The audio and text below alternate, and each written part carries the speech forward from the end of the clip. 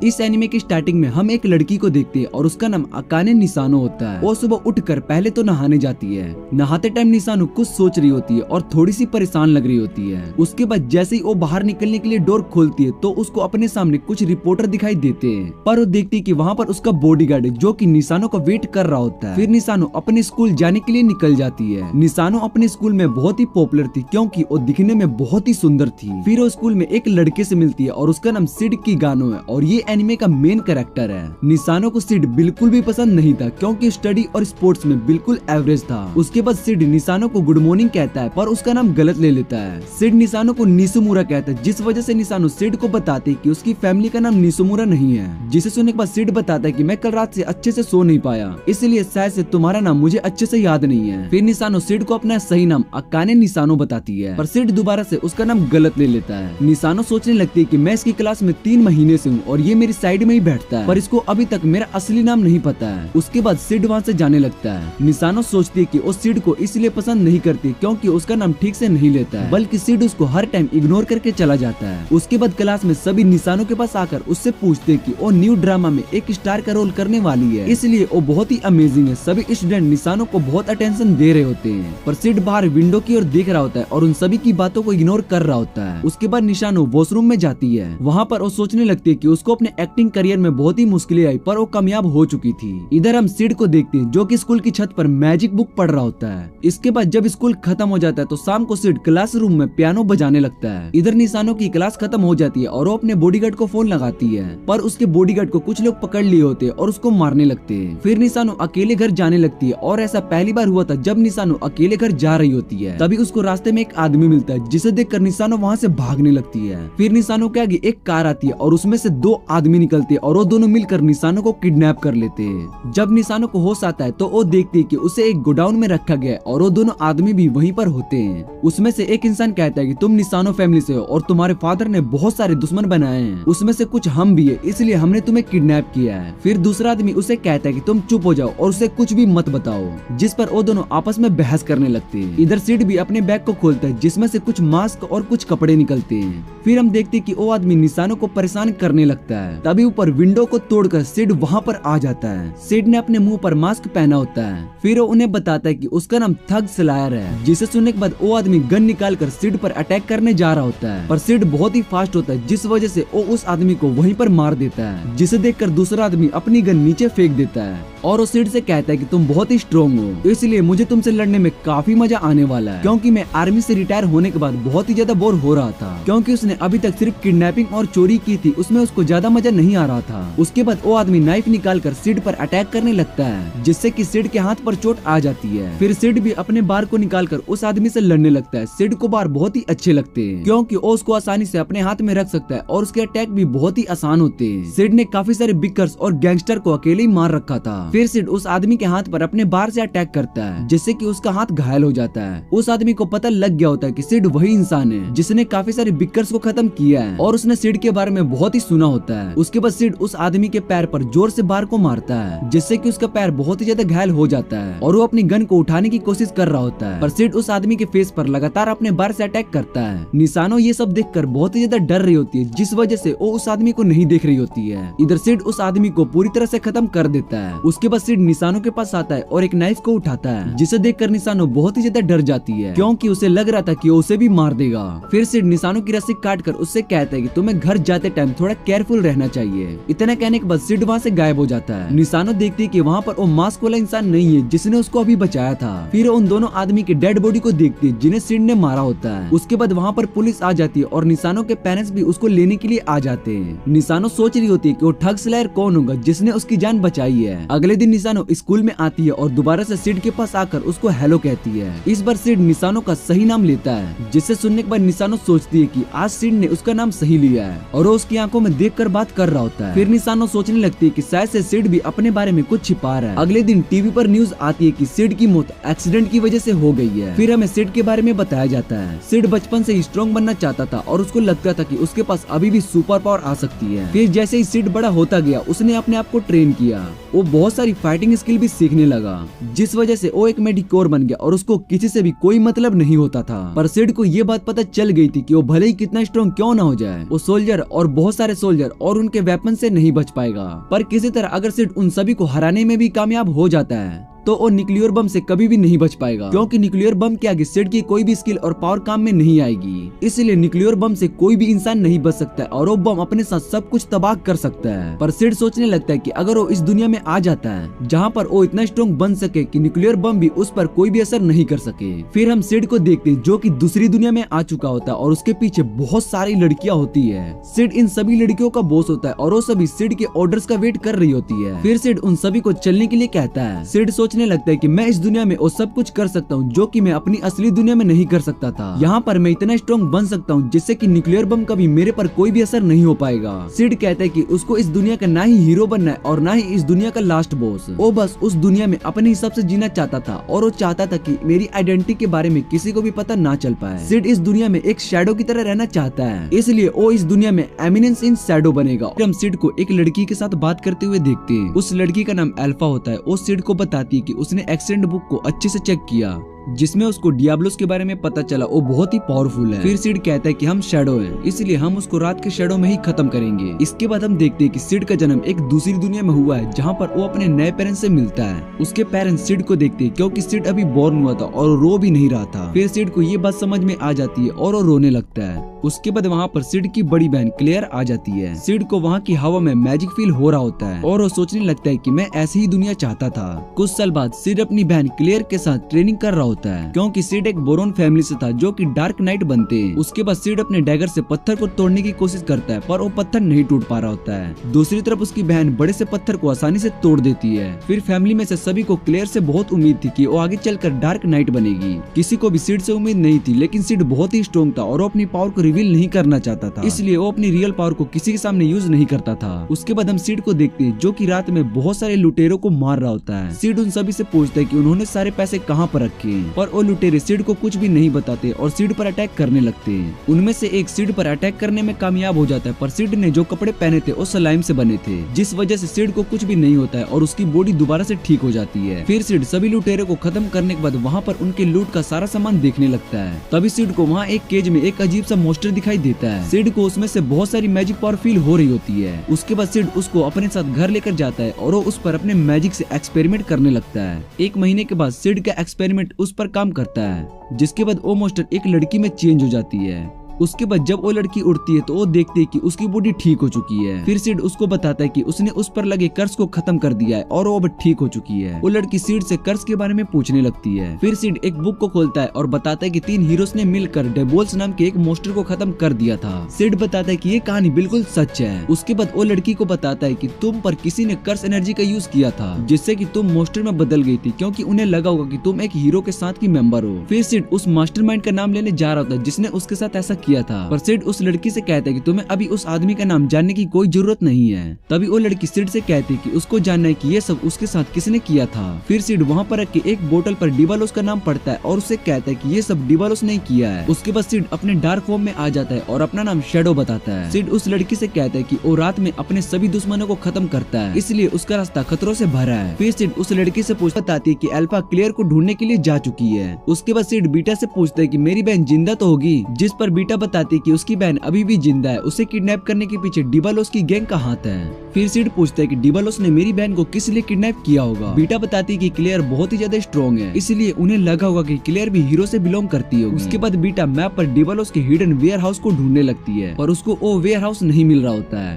तभी सिड एक नाइफ को मैप पर फेंकता है और बताता है कि इस जगह पर उनका वेयर हाउस है, जिसे देखकर बीटा बहुत ही ज्यादा इंप्रेस हो गई थी। सिड को पता होता है कि उसने नाइफ को ऐसे ही फेंक दिया था, पर उसको ये बात कभी पता था कि नाइफ सही जगह पर ही जाकर लगेगी। इसके बाद हम उस किडनैपर को देखते हैं जिसने क्लेयर को किडनैप करके रखा हुआ था। वो क्लेयर को लात मारने जा रहा होता है, जिससे कि क्लेयर बच जाती है। वो किडनैपर ये देखकर इंप्रेस हो गया था कि क्लेयर चैन में बंधने के बाद भी वो उसके अटैक से बच गई। फिर क्लेयर उस किडनैपर को बताती है कि तुम्हारे पास भले ही कितना मैजिक क्यों ना हो, पर तुम उसका यूज अगर सही तरीके से नहीं करोगे तो तुम्हारा कोई भी फायदा नहीं होगा। क्लेयर बताती है कि ये बात उसके भाई ने उसे बताई है। फिर क्लेयर बताती है कि जब भी वो अपने भाई के साथ ट्रेनिंग करती है तो उसको हरा देती है, पर वो अपने भाई से हर बार कुछ नया सीखती है। लेकिन उसका भाई भाई उसके साथ ट्रेनिंग करने के बाद भी कुछ भी नहीं सीख पाता है, इसलिए उसको अपने भाई के साथ ट्रेनिंग करने में बहुत ही अच्छा लगता है। जिसे सुनने के बाद किडनैपर बताता है कि मैंने तुम्हारे भाई के बारे में सुना है। फिर वो क्लेयर से कहता है कि जब तुम बहुत ही घायल हो गई थी तब तुम्हारे भाई ने तुम्हें हील किया था। जिसे सुनने के बाद क्लेयर साफ मना कर देती है और बताती है कि उसके भाई के पास इतनी पावर नहीं है कि वो उसको हील कर सके। फिर किडनैपर बताता है कि वो क्लेयर के भाई से मिलकर देख लेगा कि उसके पास कितनी पावर है। ये सुनकर क्लेयर बहुत ही ज्यादा गुस्सा हो जाती है। वो उस किडनैपर से कहती है कि तुम मेरे भाई को टच नहीं कर सकते हो, और अगर उसने ऐसा करने की कोशिश भी की तो उसके साथ उसकी फैमिली और उसके फ्रेंड्स को भी मार देगी। जिसके बाद क्लेयर उस किडनैपर पर अटैक करने की कोशिश करती है। तभी किडनैपर क्लेयर को जोर से पंच मारता है, जिससे कि क्लेयर वहीं पर बेहोश हो जाती है। उसके बाद किडनैपर क्लेयर से कहता है कि मैं तुम्हारे ब्लड सैंपल लेने के बाद तुम्हें खत्म कर दूंगा। फिर किडनैपर के पास उसका एक साथी आता है और उसको बताता है कि कुछ लोग यहाँ पर आ गए हैं। जिसके बाद किडनैपर बाहर जाकर देखता है तो उसके सभी लोग मरे हुए होते हैं। फिर किडनैपर उन सभी से पूछता है कि तुम सब कौन हो। अल्फा बताती है कि वो सभी शैडो गार्डन के मेंबर हैं और उन्हें डिबालोस और उनके सीक्रेट मिशन के बारे में सब कुछ पता है। जिसे सुनने के बाद किडनैपर अल्फा से पूछता है कि तुम्हें डिबालोस के बारे में कैसे पता। उसके बाद वो उस पर अटैक करने लगता है। अल्फा किडनैपर से फाइट करने लगती है और उसको अपनी सोर्ड से घायल कर देती है। फिर वो किडनैपर एक मेडिसिन को खा लेता है, जिससे कि उसकी पावर बहुत ही ज्यादा बढ़ जाती है और वो फिर से अल्फा से लड़ने लगता है, पर अल्फा उसके सभी अटैक से बच जाती है। उसके बाद किडनैपर सोचता है कि वो अल्फा को नहीं हरा सकता है, इसलिए वो अपनी सोर्ड जमीन पर मारता है, जिससे कि वहाँ पर गड्ढा हो जाता है और वो किडनैपर वहाँ से भाग जाता है। उसके बाद एक मेंबर अल्फा से पूछता है कि उन्हें उस किडनैपर के पीछे जाना चाहिए, पर अल्फा उन्हें ऐसा करने से मना कर देती है। वो बताती है कि किडनैपर सीधा शैडो के पास जा रहा है, इसलिए हमें उसके पीछे जाने की जरूरत नहीं है। इधर हम शैडो को देखते हैं जो कि रास्ता भूल गया होता है। तभी वो किडनैपर शैडो के पास आ जाता है। शैडो को देखने के बाद किडनैपर सोचता है कि वो इसको हरा सकता है क्योंकि वो अकेला है। फिर किडनैपर शैडो से लड़ने लगता है। शैडो किडनैपर के सभी अटैक से बच जाता है। शैडो किडनैपर को बताता है कि वो मैजिक पावर में अल्फा से भी बहुत स्ट्रॉन्ग है, उसको मैजिक पावर सही तरीके से यूज करना नहीं आता है। फिर शैडो उस किडनैपर पर अपनी सोर्ड से अटैक करता है, जिससे कि किडनैपर की बॉडी पूरी तरह से घायल हो जाती है और उसकी बॉडी से खून निकलने लगता है। फिर किडनैपर शैडो से कहता है कि इस दुनिया में डार्क मैजिक बहुत ही ज्यादा स्ट्रॉन्ग है, इसलिए कोई कितना भी स्ट्रॉन्ग हो जाए वो उस डार्क पावर के डीप में नहीं जा सकता है। इसके बाद किडनैपर फिर से रेड मेडिसिन निकालता है और इस बार वो सभी एक साथ में ही खा जाता है, जिससे कि वो एक मॉन्स्टर में बदल जाता है। फिर वो शैडो पर अटैक करने लगता है, पर शैडो उसके सभी अटैक से बच जाता है। उसके बाद शैडो अपनी मैजिक पावर का यूज करके किडनैपर को मार देता है। किडनैपर मरते टाइम अपने पेंडेंट को देखता है, जिसमें उसकी बेटी की फोटो होती है। फिर शैडो उस पेंडेंट को अपने साथ रख लेता है और वहाँ से चला जाता है। अगले दिन क्लेयर मेंशन में आती है, पर उसकी हालत ठीक नहीं होती है। कुछ दिन के बाद जब क्लेयर पूरी तरह से हील हो जाती है तो मिडगियर एकेडमी के लिए चली जाती है।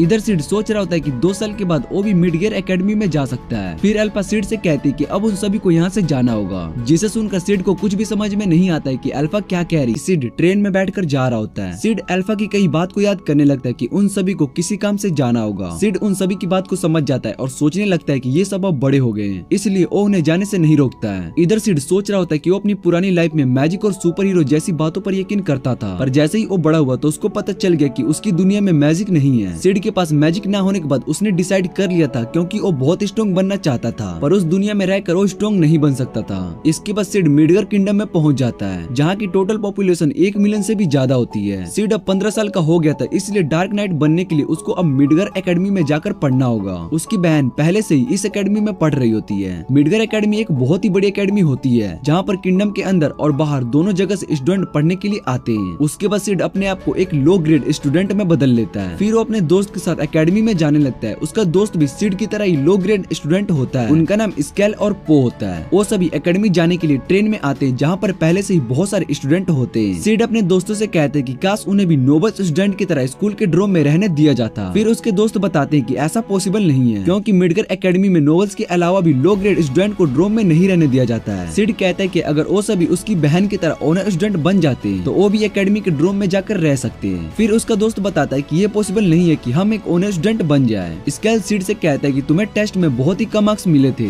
इसलिए उसको अपनी पेनल्टी तो याद होगी। सिड बताता है कि उसको अपनी पेनल्टी याद है। सिड की पेनल्टी ये होती है कि उसको स्कूल की सबसे पॉपुलर गर्ल को प्रपोज करना होगा और उसके रिजेक्शन को एक्सेप्ट करना होगा। इसके बाद सभी एकेडमी में पहुंच जाते हैं, जहाँ वो देखते हैं कि एक लड़का स्कूल की सबसे पॉपुलर गर्ल एलेक्सिया को प्रपोज कर रहा होता है, पर एलेक्सिया उसको रिजेक्ट करके वहाँ से चली जाती है। फिर स्केल सिड से कहता है कि क्या तुम प्रिंसेस एलेक्सिया को प्रपोज कर सकते हो। सिड बताता है कि उसने रात भर इसके बारे में ही सोचा है, इसलिए वो प्रिंसेस एलेक्सिया को प्रपोज जरूर करेगा। अगले सीन में हम सिड को देखते हैं जो कि प्रिंसेस एलेक्सिया के पास आया होता है, पर वो बहुत ही नर्वस फील कर रहा होता है। फिर सिड एलेक्सिया को उसकी गर्लफ्रेंड बनने के लिए प्रपोज कर देता है। सिड सोचने लगता है कि अब एलेक्सिया उसको रिजेक्ट करने वाली है और ऐसा हुआ तो वो एक परफेक्ट बैकग्राउंड स्टूडेंट बन जाएगा, पर एलेक्सिया सिड के प्रपोजल को एक्सेप्ट कर लेती है, जिसे सुनने के बाद सिड और उसके सारे दोस्त बहुत ही ज्यादा हैरान हो जाते हैं। अगले सीन में हम देखते हैं कि सिड कैंटीन में खाना खाने के लिए आया होता है, जहाँ सभी स्टूडेंट उसी को ही देख रहे होते हैं। वो कहते हैं कि सिड तो एक एवरेज स्टूडेंट है, पर प्रिंसेस एलेक्सिया उसको डेट क्यों कर रही है। इधर सिड अपने दोस्तों के पास आकर बैठता है और उनसे पूछता है कि ये सब बहुत ही अजीब है। उसके दोस्त सिड को बताते हैं कि तुम में कोई भी खास बात नहीं है, पर प्रिंसेस एलेक्सिया तुम्हारी गर्लफ्रेंड बनने के लिए मान गई, ये बात सच में बहुत ही अजीब है। तभी वहाँ पर प्रिंसेस एलेक्सिया आ जाती है और सिड के साइड में आके बैठ जाती है, जिसे देखकर सब बहुत ही ज्यादा हैरान हो जाते हैं, क्योंकि एलेक्सिया एक रॉयल फैमिली की मेंबर है, पर वो एक लो ग्रेड स्टूडेंट के साथ बैठी हुई होती है। उसके बाद एलेक्सिया बहुत ही अच्छा खाना ऑर्डर करती है। सिड बहुत ही बुरी तरीके से खाना खाने लगता है, क्योंकि वो चाहता था कि एलेक्सिया उसको जल्दी से रिजेक्ट कर दे, पर एलेक्सिया सिड को रिजेक्ट नहीं करती है और वो सिड से कहती है कि तुम मेरे साथ स्वॉर्ड प्रैक्टिस करने के लिए चलोगे। सिड बताता है कि उसकी क्लास सबसे नीचे लेवल में, इसलिए वो एलेक्सिया के साथ क्लास 1 में प्रैक्टिस नहीं कर सकता है। एलेक्सिया बताती है कि उसने पहले से इसके बारे में सोच लिया और सिड के लिए क्लास 1 में एक जगह बुक कर दी है। उसके बाद वो दोनों क्लास में जाते हैं, जहाँ सिड सभी को अपना नाम बताता है। सिड देखता है कि मिस्टर जेनोन इस स्कूल में स्टूडेंट होने के साथ एक इंस्ट्रक्टर भी है, जो कि सभी को फेंसिंग सिखाते हैं। जेनोन सभी को बताते हैं कि यहाँ पर हम जो भी टेक्निक सीखने वाले हैं उसका नाम बिजोन टेक्निक है।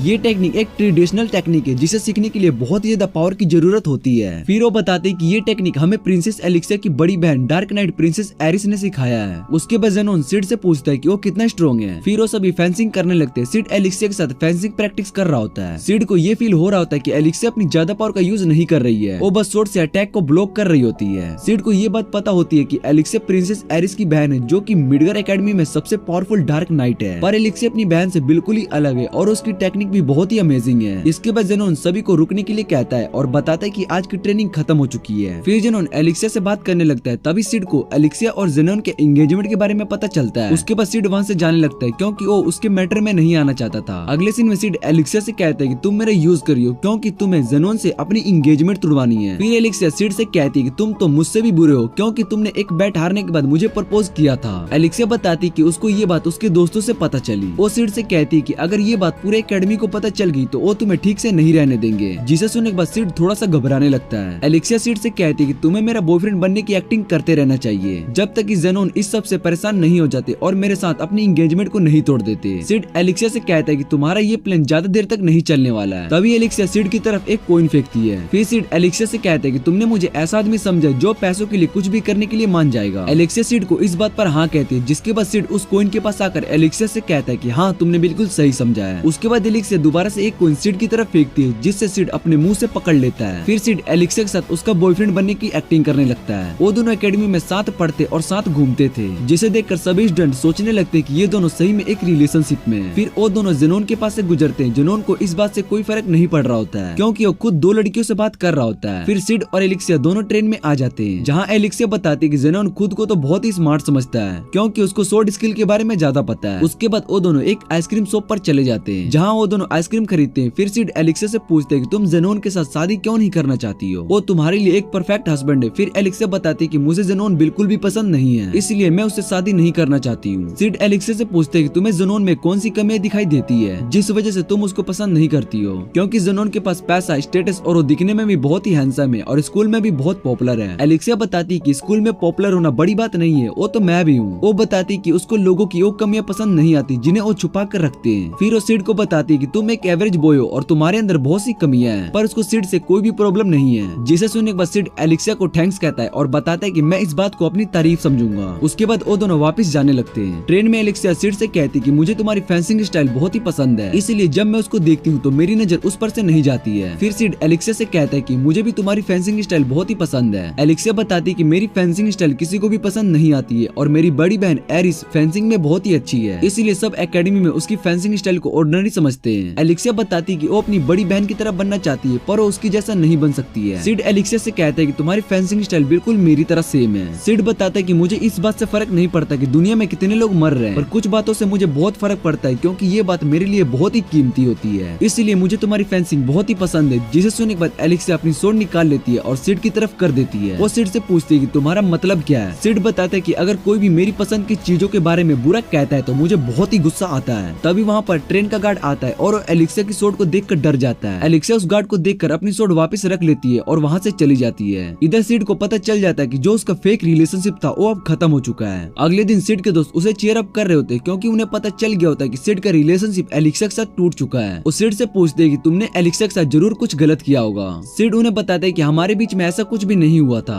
उसके दोस्त कहते हैं कि तुम्हारी जगह अगर हम होते तो उसके साथ बहुत कुछ कर लेते। उसके बाद वो सभी स्कूल में पहुंच जाते जहाँ पर जेनोन उन्हें रोक लेता है। जेनोन सिड को बताता है कि किसी ने एलेक्सिया को किडनैप कर लिया क्योंकि कल रात से वो घर वापस नहीं आई है, क्योंकि उनका सारा शक सिड पर है क्योंकि एलेक्सिया लास्ट टाइम सिड के साथ ही थी। सिड जेनोन की सारी बात समझ जाता है और खुद को सरेंडर कर देता है क्योंकि सिड को पता होता है कि अगर उसने कुछ भी करने की कोशिश की तो वो बहुत ही बड़ी मुश्किल में फंस जाएगा। हम एलिसिया को देखते हैं जो कि होश में आ गई होती है। वो सोचने लगती है कि इन सब के पीछे शायद सिड का हाथ होगा। तभी वो अपने पास एक मॉन्स्टर को देखती है। फिर वहाँ पर एक साइंटिस्ट आ जाता है जो दिखने में एक पागल लग रहा होता है। वो एलिसिया से कहता है कि मुझे फाइनली रॉयल ब्लड मिल चुका है। उसके बाद वो साइंटिस्ट एलिसिया का ब्लड निकालने लगता है। एलिसिया उससे पूछती है कि तुम मेरे ब्लड का क्या करने वाले हो। फिर वो साइंटिस्ट एलिसिया को बताता है कि तुम्हारा ब्लड एक डीमन ब्लड है, इसलिए इसके यूज करके हम डीमन को बनाएंगे। इधर हम सिड को देखते हैं जिसे रॉयल एकेडमी के स्टूडेंट बहुत ही बुरी तरीके से पीट रहे होते हैं। वो सिड से एलिसिया के बारे में पूछने लगते हैं पर सिड बताता है कि उसको एलिसिया के बारे में कुछ भी नहीं पता है, जिसे सुनने के बाद वो सिड को बहुत ही बुरी तरीके से टॉर्चर करने लगते हैं। इधर सिड रोने लगता है और उनसे कहता है कि वो उसको छोड़ दे क्योंकि उसको एलिसिया के किडनैप होने के बारे में कुछ भी नहीं पता है। वो दोनों स्टूडेंट्स सिड का बहुत मजाक उड़ाने लगते हैं। इधर सिड अपने रोने की एक्टिंग को बंद करता है और सोचने लगता है कि ये सब उसके साथ कब तक चलने वाला है। फिर हम देखते हैं कि साइंटिस्ट ने एलिसिया का ब्लड निकाल लिया था और वो दोबारा से ब्लड निकालने के लिए आया होता है। एलिसिया बताती है कि वो अपनी बड़ी बहन एरिस को जानती है, वो उसको जल्दी ढूंढ लेगी। फिर वो साइंटिस्ट एलिसिया को बताता है कि मैं तुम्हें नहीं मारूंगा क्योंकि फ्यूचर में उसको एलिसिया के ब्लड की और जरूरत होगी। इसके बाद वो साइंटिस्ट जाके उस मॉन्स्टर को पीटने लगता है। वो उससे कहता है कि तुम्हारी वजह से मेरी रिसर्च खराब हो गई। तभी एलिसिया साइंटिस्ट से रुकने के लिए कहती है और बताती है कि तुम्हें मेरा ब्लड चाहिए तो ले लो पर उस मॉन्स्टर को छोड़ दो, जिसे सुनने के बाद वो साइंटिस्ट खुश हो जाता है। इधर हम जेनोन को देखते हैं जो कि प्रिंसेस एरिस के पास आया होता है। वो एरिस को बताता है कि अभी तक हमें एलिसिया के बारे में कुछ भी नहीं पता चला है,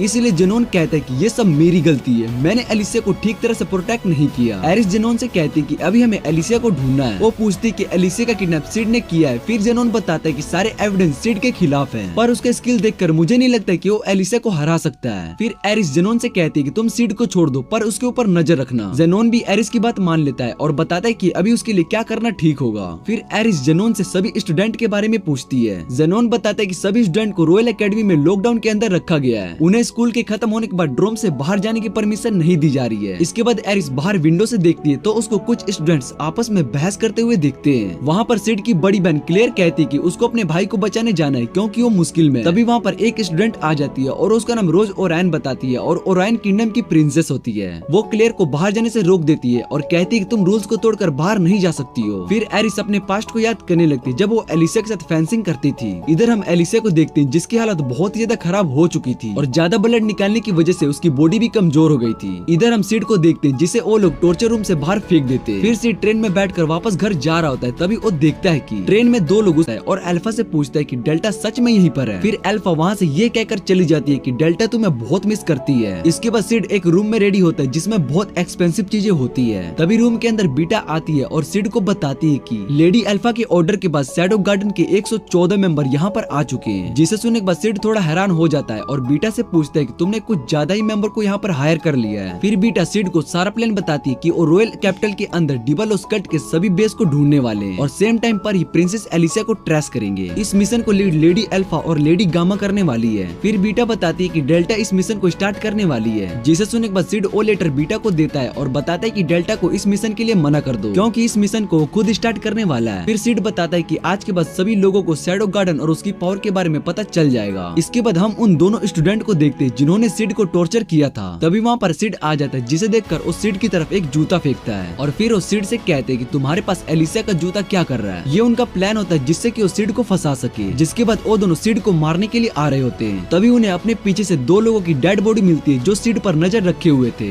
फिर सिड उन दोनों पर अटैक करने जा रहा होता है जिसे देखकर वो नाइट कहता है कि तुम जिंदा नहीं बचोगे। उसके बाद सिड खुद को शैडो में चेंज कर लेता है और उन दोनों को खत्म कर देता है। इधर हम एरिस को देखते हैं जो सभी नाइट्स को बताते हैं कि उन्हें स्कूल को प्रोटेक्ट करना है क्योंकि कोई ऑर्गेनाइजेशन से इस रॉयल कैपिटल में आ चुका है और वो सभी इस कंट्री के अंदर 8 लोकेशन पर छुपे हैं। इसके बाद एरिस एलिसिया को ढूंढने चली जाती है। इधर हम एलिसिया को देखते हैं जिसकी हालत बहुत ही ज्यादा खराब हो गई होती है और उसको भी बाहर से ब्लास्ट की आवाजें सुनाई दे रही होती है। फिर वो साइंटिस्ट वहाँ पर आता है और बड़े से इंजेक्शन की मदद से अपने एक्सपेरिमेंट को उस मोस्टर के अंदर डाल देता है। फिर उसके बाद उस मोस्टर के अंदर बहुत ज्यादा पावर आ जाती है और उसका साइज भी बड़ा हो जाता है। फिर वो मोस्टर सबसे पहले उस साइंटिस्ट को मारता है। इसके बाद वो मोस्टर एलिसा को आजाद कर देता है, जिसे देखकर एलिसा सोचती है कि उस मोस्टर ने उसकी हेल्प की है। इसके बाद वो मोस्टर और भी बड़ा होने लगता है और बाहर किंगडम की ओर जाने लगता है। इधर एलिसा भी उस रास्ते से जा रही होती है, तभी उसको रास्ते में जेनोन मिलता है। फिर जेनोन एलिसा से कहता है कि मैं तुम्हें यहाँ से भागने नहीं दूंगा। एलिसा जेनोन से पूछती है कि तुम यहाँ पर क्या कर रहे हो। जेनोन बताता है कि ये मेरी जगह है और उस साइंटिस्ट को उसने ही हायर किया था। जिसे सुनने के बाद एलिसा बहुत ज्यादा गुस्सा हो जाती है और जेनोन से कहती है कि मुझे पहले से ही पता था कि तुम पागल हो। जिसे सुनने के बाद जेनोन कहता है कि मुझे इन सब बातों से कोई फर्क नहीं पड़ता है। जेनोन बताता है कि अब मेरे पास तुम्हारा ब्लड है जिस पर एक्सपेरिमेंट किया गया है, उस ब्लड की मदद से उसको राउंड में जगह मिल जाएगी। जिसे सुनने के बाद एलिसा जेनोन से पूछती है कि अब राउंड कौन सा ग्रुप है। जेनोन बताता है कि राउंड एक नाइट का ग्रुप है जिसमें जाके वो डबल फेम और पैसा कमा सकता है। फिर जेनोन बताता है कि तुम्हारी जगह मुझे एरिस को पकड़ना चाहिए था, पर वो एलिसा से भी काम चला सकता है। इसे सुनने के बाद एलिसा बहुत ही ज्यादा गुस्सा हो जाती है। उसके बाद वो अपनी सोर्ड निकालकर जेनोन से फाइट करने लगती है। जेनोन एलिसा को बताता है कि तुम्हें अपनी बहन की बात सुनने के बाद गुस्सा आ जाता है, पर तुम अपनी बहन के मूव्स को ही कॉपी करती हो। उसके बाद जेनोन एलिसा को पानी में गिरा देता है और कहते हैं कि तुम अपनी बड़ी बहन एरिस जैसी नहीं बन सकती हो। तभी वहाँ पर शैडो आ जाता है, जिसे देखकर एलिसा हैरान हो जाती है। फिर सिड उन्हें अपना नाम शैडो बताता है और कहता है कि मैं एक शैडो के अंदर रहता हूँ और शैडो बनकर ही हंट करता हूँ। जेनोन सिड को उस ब्लैक कपड़े में देखकर पहचान जाता है। फिर जेनोन सिड से पूछता है कि तुम शैडो गैंग से हो जिन्होंने कल्ट के कुछ मेंबर्स को भी मारा है। जिसे सुनने के बाद सिड उन्हें अपना नाम शैडो बताता है। जेनोन सिड से कहता है कि तुमने कल्ट के कुछ मेंबर को हरा दिया था तो तुम खुद को स्ट्रॉन्ग समझोगे, पर उनमें से कोई भी हमारा कोर मेंबर नहीं था, इसलिए तुम उसे आसानी से हरा पाए। जिसे सुनने के बाद शैडो बताता है कि मैं जहाँ पर मर्जी जाकर हंट करूँ, रिजल्ट हमेशा सेम ही होगा।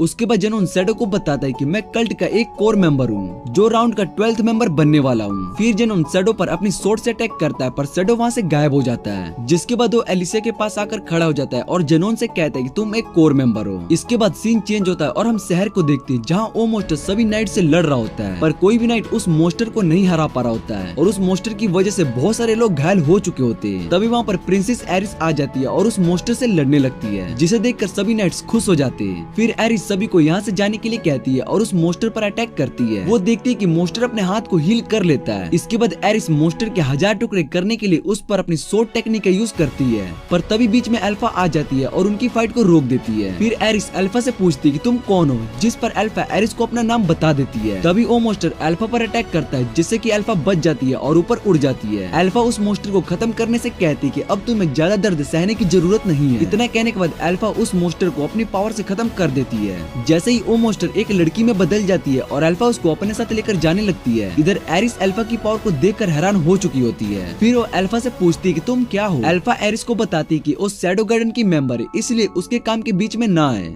इसके बाद अल्फा उस लड़की को अपने साथ लेकर जाने लगती है। इधर एरिस को एक और ब्लास्ट दिखाई देता है, जिसके बाद वो एलिसा को ढूंढने लगती है। इसके बाद हम जेनोन और शैडो की फाइट को देखते हैं, जहाँ पर जेनोन शैडो को अच्छी टक्कर दे रहा होता है। फिर जेनोन अपनी इविल पावर से शैडो पर अटैक करने लगता है, पर शैडो उसके सभी अटैक से बच जाता है। फिर जेनोन अपनी इविल पावर को यूज करके शैडो पर अटैक करने लगता है, पर शैडो उसके सभी अटैक से बच जाता है। शैडो बहुत ही फास्ट होता है, जिस वजह से वो जेनोन के पीछे आ जाता है और उसको पानी में मारकर गिरा देता है। फिर वो दोबारा से जेनोन को लड़ने के लिए कहता है, जिसके बाद जेनोन शैडो पर लगातार अटैक करता है, पर शैडो उसके अटैक को लगातार ब्लॉक कर लेता है। एलिसा को शैडो की फेंसिंग स्टाइल बहुत ही नॉर्मल लग रही होती है। उसको शैडो की फेंसिंग स्टाइल सेम वैसी ही लग रही थी जब बचपन में एरिस के साथ वो प्रैक्टिस करते टाइम करती थी। एलिसा अपनी बड़ी बहन एरिस को कभी भी नहीं हरा पाती और न ही उसकी जैसा फेंसिंग कर पाती थी, पर उसने अपने स्टाइल को कभी भी नहीं छोड़ा क्योंकि उसको अपनी बेसिक स्टाइल बहुत ही अच्छी लगती थी। इसके बाद हम शैडो को देखते हैं, जो कि जेनोन पर अटैक कर देता है और जेनोन उससे घायल हो जाता है। फिर जेनोन शैडो से उसकी आइडेंटिटी के बारे में पूछने लगता है। वो शैडो से पूछते हैं कि तुम इतने स्ट्रॉन्ग हो तो तुम अपनी असलियत क्यों नहीं बता देते, जिसे सुनने के बाद शैडो हंसने लगता है। फिर शैडो जेनोन से कहता है कि हम शैडो गार्डन के मेंबर हैं, जो शैडो में रहकर अपने दुश्मनों को खत्म करते हैं। इतना सुनने के बाद जेनोन और भी ज्यादा गुस्सा हो जाता है। इधर एलिसा को उनकी बातें समझ में नहीं आ रही होती है और वो सोचने लगती है कि ये शैडो गार्डन क्या है। फिर जेनोन दोबारा से खड़ा हो जाता है और अपने पास कुछ रेड पिल्स को निकालता है। जेनोन बताता है कि इस पिल को खाने के बाद हम अपनी लिमिट से ज्यादा स्ट्रॉन्ग बन सकते हैं। इतना कहने के बाद जेनोन सभी पिल्स को एक ही साथ में खा लेता है, जिससे कि उसकी बॉडी एक डीमन में चेंज हो जाती है और उसके अंदर इविल पावर आ जाती है। फिर जेनोन शैडो से लड़ने लगता है, पर शैडो जेनोन को सभी अटैक को ब्लॉक कर लेता है और उसको बहुत मारता है। इसके बाद शैडो जेनोन से कहता है कि तुम अपनी मांगी हुई पावर से मुझे कभी भी नहीं हरा सकते हो।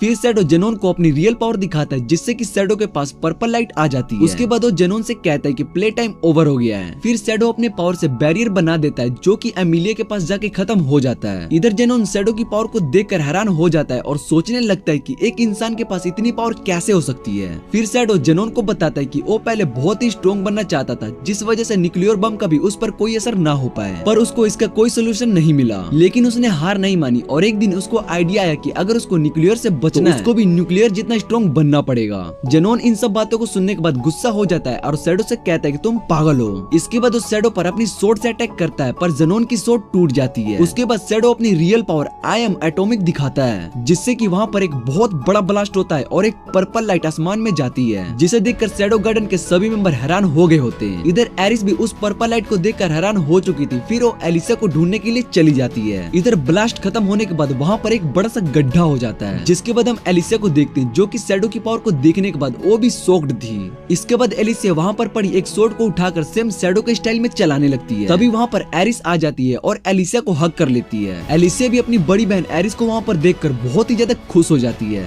अगले दिन हम स्कूल में सिड और एलिसा को एक साथ देखते हैं। एलिसा सिड से कहती कि अब सब कुछ ठीक है और जेनोन भी मारा गया है, इसलिए वो सिड से पूछती कि क्या हम फेक रिलेशनशिप को दोबारा से चला सकते हैं, पर सिड एलिसा को मना कर देता है, जिससे सुनने के बाद एलिसा बहुत ही ज्यादा हैरान हो जाती है, पर वो सिड को अपना स्माइल करता हुआ फेस दिखाती है। इसके बाद हम वहाँ पर ब्लड को देखते हैं, जो कि सिड का होता है। फिर हमें एक्सप्लेन किया जाता है कि इस एसिड स्कूल में किसी ने भी नहीं देखा था, जिस वजह से स्कूल में ये बात किसी को भी नहीं पता चलती है और इसके बारे में कोई भी रिपोर्ट नहीं होता है। फिर हम शैडो गार्डन के सभी मेंबर को देखते हैं, जो कि शैडो की पावर को देखकर उसकी तारीफ कर रहे होते हैं। इसके बाद अल्फा कहती है कि एक दिन हमारे सभी दुश्मन उस लाइट के अंदर खत्म हो जाएंगे। फिर अल्फा सभी रिपोर्ट के बारे में पूछती है। बीटा बताती है कि जीटा को अपने नए टारगेट के लोकेशन पता चल गया है, वो हमें इस बारे में सभी इंफॉर्मेशन इन्वेस्टिगेट करके देने वाली है। उसके बाद वो ईटा के बारे में बताती है, जो अभी रिसर्च कर रही है और उसका रिसर्च भी बहुत ही अच्छा चल रहा है। इसके बाद बीटा बताती है कि हमारे पास एक प्रॉब्लम हुआ है, जिससे कि हमें बहुत परेशानी मिल रही है। फिर अल्फा बताती है कि कोई ऑर्गेनाइजेशन हमारे शैडो गार्डन का नाम यूज कर रही है, जिसे सुनने के बाद बाकी के मेंबर कहते हैं कि वो ऑर्गेनाइजेशन हमसे नहीं बच सकता है।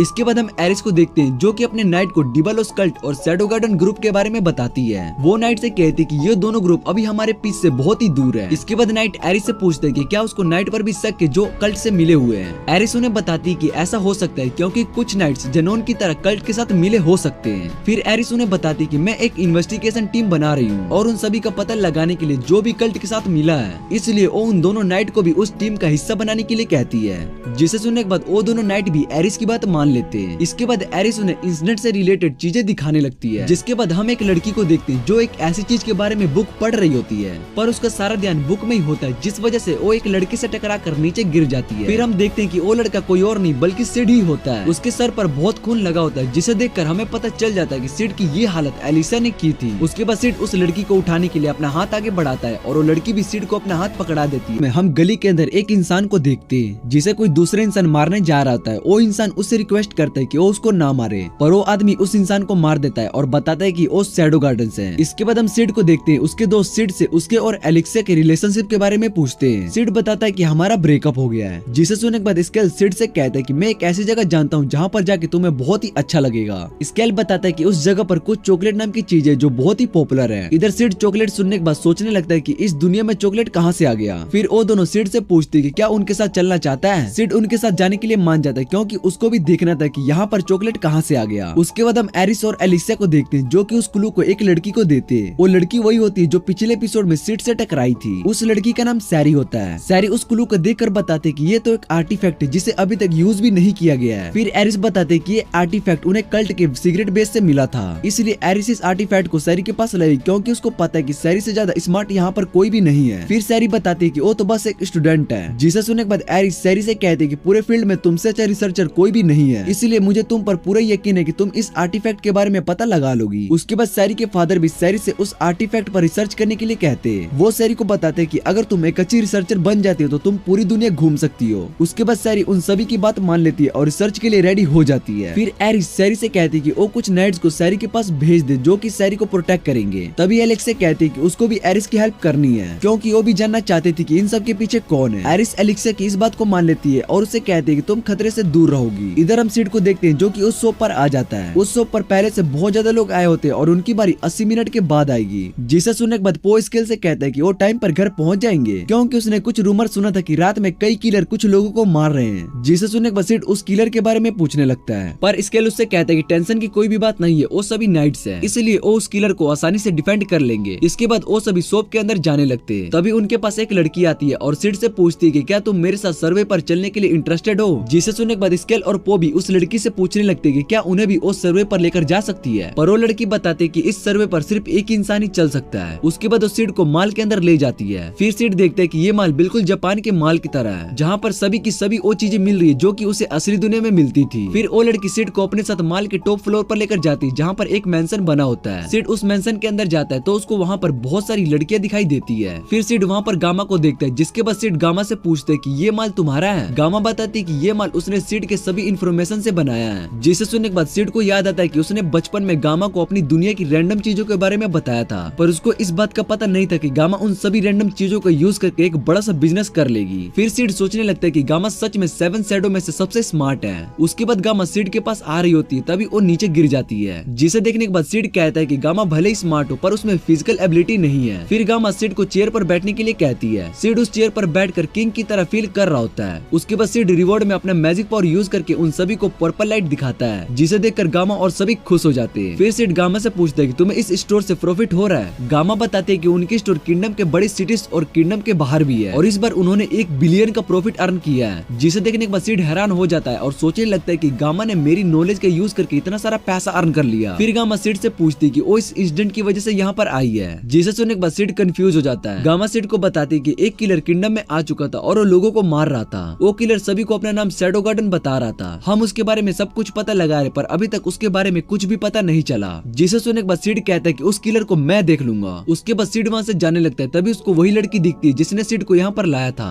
गामा बताती है कि ये शैडो गार्डन की न्यू मेंबर है और इसका नाम नू है। गामा बताती है कि नू के पास बहुत ही अच्छे स्किल है और लेडी अल्फा ने इसको खुद सिलेक्ट किया है, इसलिए आज से नू आपकी मदद करेगी। फिर सिड नू को बताता है कि जब मुझे तुम्हारी हेल्प चाहिए तो मैं तुम्हें बुला लूंगा। इसके बाद सिड गामा से कहते हैं कि मुझे कुछ चॉकलेट्स चाहिए। फिर गामा सिड से कहती है कि वो उसको बहुत ही अच्छी क्वालिटी की चॉकलेट देगी। इधर सिड गामा को अपनी बातों में फंसा कर वहाँ पर रख के सभी गोल्ड कॉइन में से एक कॉइन चुरा लेता है। उसके बाद हम देखते हैं कि सिड अपने सभी दोस्तों के साथ घर की तरफ भाग रहा होता है। तभी उसको वहाँ पर स्वॉर्ड फाइट की आवाज सुनाई देती है, जिस वजह से सिड वहीं पर रुक जाता है और अपने दोस्तों को वहाँ से जाने के लिए कहता है। सिड बताता है कि उसको अभी बहुत ही इंपॉर्टेंट काम करना है, इसलिए वो उनके साथ नहीं आ सकते। जिसे सुनने के बाद उसके दोस्त वहाँ से रोते हुए चले जाते हैं। इधर हम एलेक्सिया को देखते हैं जो कि किलर से लड़ रही होती है। तभी वहाँ पर उस किलर के सभी साथी आ जाते हैं और वो सभी मिलकर एलेक्सिया से लड़ने लगते हैं। एलेक्सिया उन सभी को एक साथ हैंडल नहीं कर पा रही होती है। तभी उनमें से एक एलेक्सिया के पीछे से अटैक करता है, जिससे कि एलेक्सिया घायल हो जाती है। उसके बाद उनमें से एक एलेक्सिया को मारने जा रहा होता है। तभी वो किलर मर जाता है और वहाँ पर शैडो आ जाता है और उसने ही किलर को मारा था। उसके बाद शैडो उन सबसे कहता है कि तुमने शैडो गार्डन का नाम गलत यूज किया है, इसलिए तुम सभी को मरना होगा। फिर वो लोग शैडो को देखकर वहाँ से भाग जाते हैं। जैसे ही शैडो उनके पीछे जाने वाला होता है तभी एलेक्सिया शैडो को रोक लेती है और उससे पूछती है कि तुम कौन हो और तुम क्या चाहते हो। फिर शैडो एलेक्सिया से कहता है कि तुम इस मैटर से दूर रहो और यही तुम्हारे लिए अच्छा होगा। उसके बाद शैडो उन दोनों में से एक किलर को मार देता है। तभी वहाँ पर नू आ जाती है और शैडो से कहती है कि इसके आगे मैं हैंडल करती हूँ। शैडो नू की बात मान लेता है और वहाँ से चला जाता है। तभी वो किलर नू पर अटैक करता है पर नू उस किलर को एक ही अटैक में खत्म कर देती है। इसके बाद हम ब्लैक नाइट को देखते हैं जो कि अपने साथी से कहता है कि हमें अपनी चीजों के बारे में पता चल गया है, इसलिए हमारा काम ये है कि हम अपनी चीजों को वापस लेकर यहाँ से चले जाए। अगले सीन में हम एलेक्सिया को देखते हैं जिसके हाथ में पट्टी बंधी थी क्योंकि कल रात किलर से लड़ते टाइम वो इंजर्ड हो गई थी।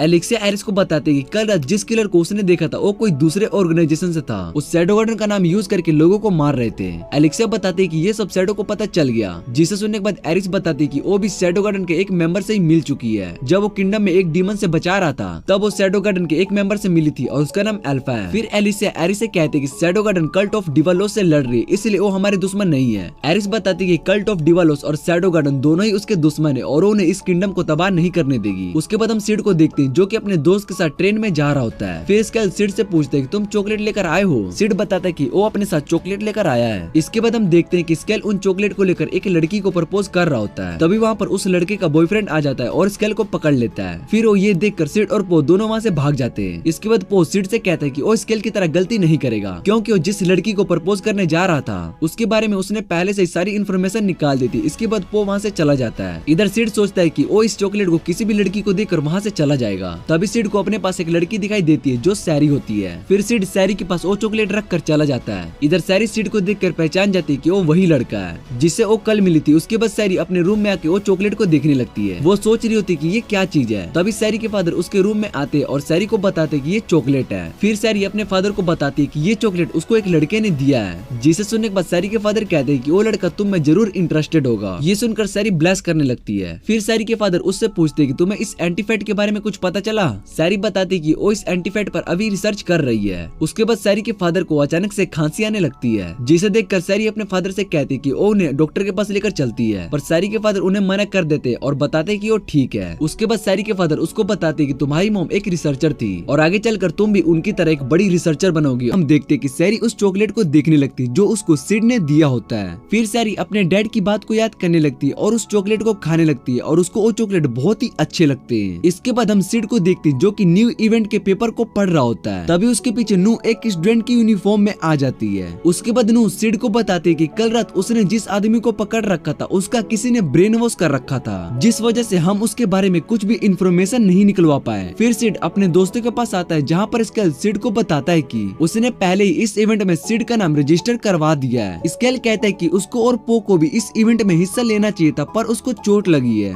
जिस वजह से वो इस इवेंट में हिस्सा नहीं ले सकते। सिड बताता है कि वो इस इवेंट में हिस्सा नहीं लेना चाहता है, जिसे सुनने के बाद स्केल सिड से कहता है कि अगर तुम इस इवेंट में हिस्सा लोगे तो हम बहुत सारी लड़कियों को अपने प्यार में फंसा सकते हैं। फिर सिड स्केल को एक पंच मारता है। इधर पो भी सिड से कहता है कि तुम हमारे बारे में कुछ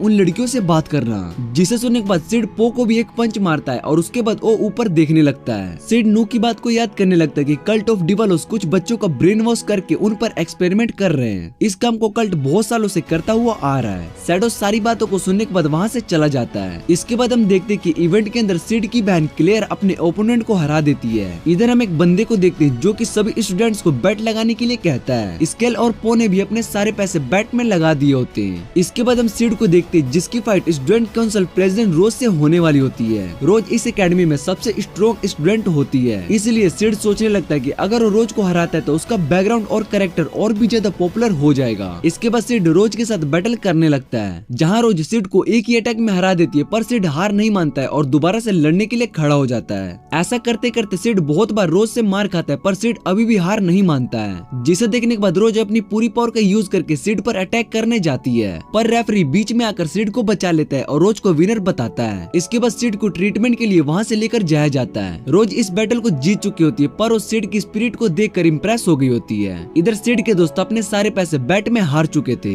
इसके बाद हम सिड को देखते जिसके सर पर पट्टी बंधी होती है। तभी उसके पास सैरी आती है और सिड से कहती कि उसको सिड की फाइट बहुत ही अच्छी लगी। इसके बाद वो सिड को गिफ्ट में कुछ कुकीज देती है और सिड से कहती कि क्या वो उसका दोस्त बनना चाहता है। सिड सोचने लगता है कि उसको सैरी के साथ दोस्ती करने में कोई भी प्रॉब्लम नहीं है। फिर सिड सैरी की कुकीज को ले लेता है और उससे दोस्ती करने के लिए मान जाता है। फिर सैरी अपने फादर को बताती कि उसने एक दोस्त को बना लिया है, जिसे सुनने के बाद सैरी के फादर बहुत ही ज्यादा खुश हो जाते हैं। सिड जब सैरी के फादर को देखता है तो उसको पहचान लेता है और उसका नाम लैंथम होता है, क्योंकि सैरी के फादर स्कूल के प्रिंसिपल है और वो साइंस पर रिसर्च करते हैं। इसलिए सिड सोचता है कि उनको इन सब लोगों की नजरों से बचकर रहना है। सैरी के फादर सिड के चोट को देखकर उससे कहने लगते हैं कि तुम्हें एक अच्छे डॉक्टर के पास जाना चाहिए। सिड उनकी बात मान लेता है और बताता है कि वो एक अच्छे डॉक्टर के पास जाके अपना ट्रीटमेंट करवा लेगा। इसके बाद सैरी के फादर सिड को बताते हैं कि सैरी अभी किसी आर्टिफैक्ट पर रिसर्च कर रहा है जो उसको प्रिंसेस एरिस ने दिया है। वो सिड को बताते हैं कि सैरी का बचपन ठीक नहीं था और वो बहुत ही बुरे टाइम से गुजरा है, इसलिए वो सिड से कहते हैं कि तुम मेरी बेटी का ध्यान रखना। वो सिड को बताते हैं कि सैरी का बचपन ठीक नहीं था और वो बहुत ही बुरे टाइम से गुजरी है, इसलिए वो सिड से कहते हैं कि तुम मेरी बेटी का ध्यान रखना।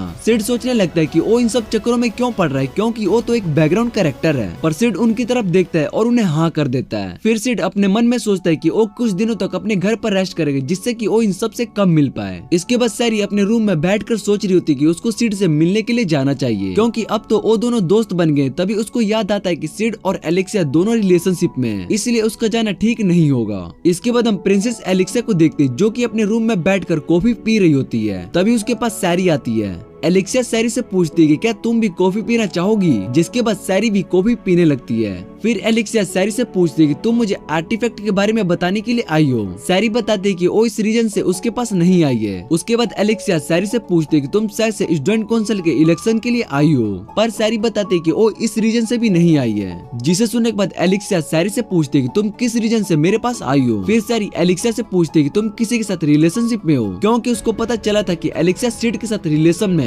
एलेक्सिया सैरी को बताती कि हम दोनों ने ब्रेकअप कर लिया है और किसी रीजन की वजह से हम दोनों रिलेशनशिप रिलेशनशिप में थे, जिसे सुनने के बाद सैरी खुश हो जाती है और एलिक्सा को बताती है कि उसने कुछ दिन पहले ही सिड से दोस्ती की है। इसलिए जब उसको ये बात पता चली कि सिड तुम्हारे साथ रिलेशनशिप में, तो वो अपनी रिसर्च पर फोकस नहीं कर पाई। पर अब उसको पता चल गया कि तुम और सिड कपल नहीं हो, इसलिए वो खुश है। ये बात सुनने के बाद एलिक्सा के हाथ कांपने लगते हैं। फिर सैरी वहाँ से चली जाती है और बाहर खड़े गार्ड्स को एलिक्सा के रूम के अंदर से कप टूटने की आवाज सुनाई देती है। अगले सीन में हम सिड को देखते हैं, जो कि काफी दिन बाद एकेडमी में आया होता है। वो देखता है कि आज क्लास में सब चुप होकर बैठे हुए हैं। फिर स्केल पो से पूछता है कि आज यहाँ पर क्या होने वाला है। उसके बाद पो स्केल को बताता है कि आज क्लास में स्टूडेंट काउंसिल के मेंबर हमें स्टूडेंट काउंसिल के बारे में बताने के लिए आ रहे हैं। इधर हम सिड के हाथ में हैंड ग्रिपर को देखते हैं, जिसका यूज करके वो अपने हाथों की स्ट्रेंथ को बढ़ा रहा होता है। तभी क्लास में रोज आती है और सभी स्टूडेंट को अपने स्टूडेंट काउंसिल के बारे में बताती है। इसके बाद हम उस ब्लैक नाइट को देखते हैं, जिसके हाथ में एक आर्टिफैक्ट होता है और उसका यूज करके पूरे एकेडमी में एक बैरियर बना देता है। इधर क्लास में सिड को ये सब फील होने लगता है। उसके बाद हम एलिक्सा को देखते हैं, जो कि एकेडमी में आ रही होती है। तभी वो देखते हैं कि एकेडमी का गेट बंद है और वहाँ का गार्ड भी मर चुका है। इधर सिड देखता है कि उसका मैजिक पावर भी काम नहीं कर रहा होता है। फिर वो सोचने लगता है कि क्लास और किसी ने इस पावर को फील नहीं किया है। तभी क्लास के अंदर बहुत सारे मास्क पहने लोग आ जाते हैं और बताते हैं कि हम शैडो गार्डन से हैं। वो बताते हैं कि हमने इस एकेडमी को घेर लिया और तुम में से कोई भी बाहर नहीं जा सकता है। रोज उसकी बात सुनकर बताती है कि तुम डार्क नाइट एकेडमी के अंदर हो, इसलिए खतरा तुम सबको है। उसके बाद उसमें से एक आदमी रोज पर अटैक करने लगता है। रोज देखती है कि उसका मैजिक पावर काम नहीं कर रहा होता है और वो आदमी रोज की स्वॉर्ड को तोड़ देता है। उसके बाद वो रोज को मारने के लिए जा रहा होता है। तभी बीच में सिड आ जाता है, जिस वजह से वो अटैक सिड को लगता है और उसकी बॉडी में से खून निकलने लगता है। सभी लोग सिड को देखकर हैरान हो जाते हैं। इधर सिड की बॉडी जमीन पर पड़ी होती है और उसमें से खून निकले जा रहा होता है। ये सब देखकर बहुत ही ज्यादा हैरान हो जाती है और सिड से कहती है कि तुम बीच में क्यों आए। उसके बाद सिड की मौत हो जाती है और रोज रोने लगती है। सिड से कहती है कि तुम मेरी बहुत केयर करते थे, इतना कि तुमने मेरे लिए अपनी जान दे दी। फिर वो सिड को थैंक्स कहती है। इधर वो आदमी रोज के पास आता है और उसको अपने साथ चलने के लिए कहता है, जिसे सुनने के बाद रोज उसकी बात मान लेती है। फिर वो सभी लोग एकेडमी के सभी स्टूडेंट को एडिटोरियम में लेकर जाते हैं। वहाँ एडिटोरियम में ब्लैक नाइट भी होता है, जो कि इन सब लोगों का लीडर होता है। इसके बाद हम सिड को देखते हैं, जो कि क्लास के रूम में नीचे जमीन पर पड़ा होता है। फिर सिड अपना हाथ उठाता है और जोर जोर से चेस्ट के राइट साइड पर मारने लगता है, जिससे कि उसकी हार्ट बीट दोबारा से शुरू हो सके। फिर जैसे ही सिड की हार्ट बीट शुरू होती है, वो जाग जाता है। ये देखकर सिड बहुत ही ज्यादा खुश हो जाता है कि उसकी न्यू टेक्निक, जिसमें वो 10 मिनट तक के लिए मर सकता है। सिड इस टेक्निक में वो अपने ब्लड के फ्लो को रोक सकता है, जिससे कि चोट लगने के बाद ब्लड का फ्लो उसके बॉडी के ही अंदर रुक जाए और बाहर ना जाए। वो आज काम कर गई और अगर इस टेक्निक में वो मारा भी जाता, आज वो काम कर गई। और अगर गलती से इस टेक्निक में भी सिड मारा जाता तो उसकी हार्ट बीट हमेशा के लिए रुक जाती और उसकी मौत हो जाती। फिर सिड देखता है कि उसका मैजिक अभी भी पूरी तरह से काम नहीं कर रहा है। उसके बाद सिड अपनी यूनिफॉर्म पहनता है। इधर हम सैरी को देखते हैं, जो कि अभी भी उस आर्टिफैक्ट पर रिसर्च कर रही होती है। तभी सैरी के रूम में एक आदमी विंडो को तोड़कर आता है। फिर वो सैरी को बताता है कि वो शैडो गार्डन का मेंबर है, पर उसको शैडो गार्डन का नाम याद नहीं होता है। जिसके बाद वो आदमी बताता है कि मेरा नाम रैक्स है और वो यहाँ पर आर्टिफैक्ट को लेने के लिए आया है, जिस पर सैरी अभी भी रिसर्च कर रही है। उसके बाद रैक्स सीधा सैरी पर अटैक करता है, पर तभी वहाँ पर एक नाइट आ जाता है और रैक्स को रोक लेता है। उस नाइट को एरिस ने सैरी के प्रोटेक्शन के लिए उसके पास भेजा था। फिर वो नाइट रैक्स से कहता है कि मैजिक ही सब कुछ नहीं होता है, अगर तुम्हारा ओपोनेंट कमजोर हो तो तुम उसको हरा भी सकते हो। जिससे सुनने के बाद रैक्स हंसने लगता है और उस नाइट से पूछता है कि तुम मुझसे स्ट्रॉन्ग हो। उसके बाद रैक्स उस नाइट से उसका नाम पूछता है। वो नाइट रैक्स को अपना नाम ग्लेन बताता है और कहता है कि रॉयल एकेडमी का वॉइस कमांडर हूँ। फिर दूसरा नाइट मार्को सैरी को वहाँ से भागने के लिए कहता है और वो भी दूसरे आदमी से लड़ रहा होता है। उसके बाद सैरी उस आर्टिफैक्ट को लेकर वहाँ से भागने लगती है। फिर हम सिड को देखते हैं, जो कि रॉयल एकेडमी के छत पर खड़ा होकर सभी स्टूडेंट जो कि एडिटोरियम में होते हैं उन्हें देख रहा होता है। सिड सोचने लगता है कि ये सभी लोग बहुत ही बेवकूफ है, क्योंकि ये लोग खुद को शैडो गार्डन बता रहे हैं और दिन में ब्लैक कपड़ों में रॉयल एकेडमी पर अटैक कर रहे हैं। सिड कहता है कि वो रात का वेट कर रहा है और उसके बाद वो अपनी शैडो के रूप में आएगा और इन सभी को रियल पावर दिखाएगा। इसके बाद सिड अपने मैजिक का यूज करके उन सभी लोगों को मार देता है जो विंडो पर खड़े होकर पहरा दे रहे होते हैं। इसके बाद सिड एक लड़की को एकेडमी में भागते हुए देखता है। फिर सिड को पता चलता है कि वो सैरी है। तभी सैरी के पास एक आदमी आ रहा होता है, जिसे सिड अपने मैजिक ब्लो का यूज करके मार देता है। फिर सैरी और भी आगे जाने लगती है। उसके चलने की आवाज से सभी दुश्मन सैरी के पास आने लगते हैं, पर सिड सभी को खत्म कर देता है और इधर सैरी को भी ये बात पता नहीं चलती है। फिर सैरी रैक्स की बात याद करने लगती है कि यहाँ पर किसी का भी मैजिक काम नहीं करने वाला है। सैरी सोचती है कि उन्होंने किसी आर्टिफैक्ट को यूज किया होगा, जिससे कि उन सभी मैजिक पावर को ब्लॉक कर रहे होंगे। फिर सैरी ऊपर अपने फादर के रूम में जाने लगती है। तभी उसके पीछे से एक आदमी उसको मारने के लिए आता है, पर सिड उसको अपने साथ गायब करके लेकर जाता है। फिर जैसे ही सैरी अपने पीछे देखती है तो उसको वहाँ पर कोई भी नहीं दिखाई देता है। उसके बाद सैरी का पैर फिसलने वाला होता है और वो नीचे गिरने वाली होती है। तभी वहाँ पर सिड आ जाता है और सैरी को पकड़ लेता है। फिर सिड सैरी को आर्टिफैक्ट देता है और उससे कहता है कि तुम्हें यहाँ पर केयरफुल होकर रहना होगा,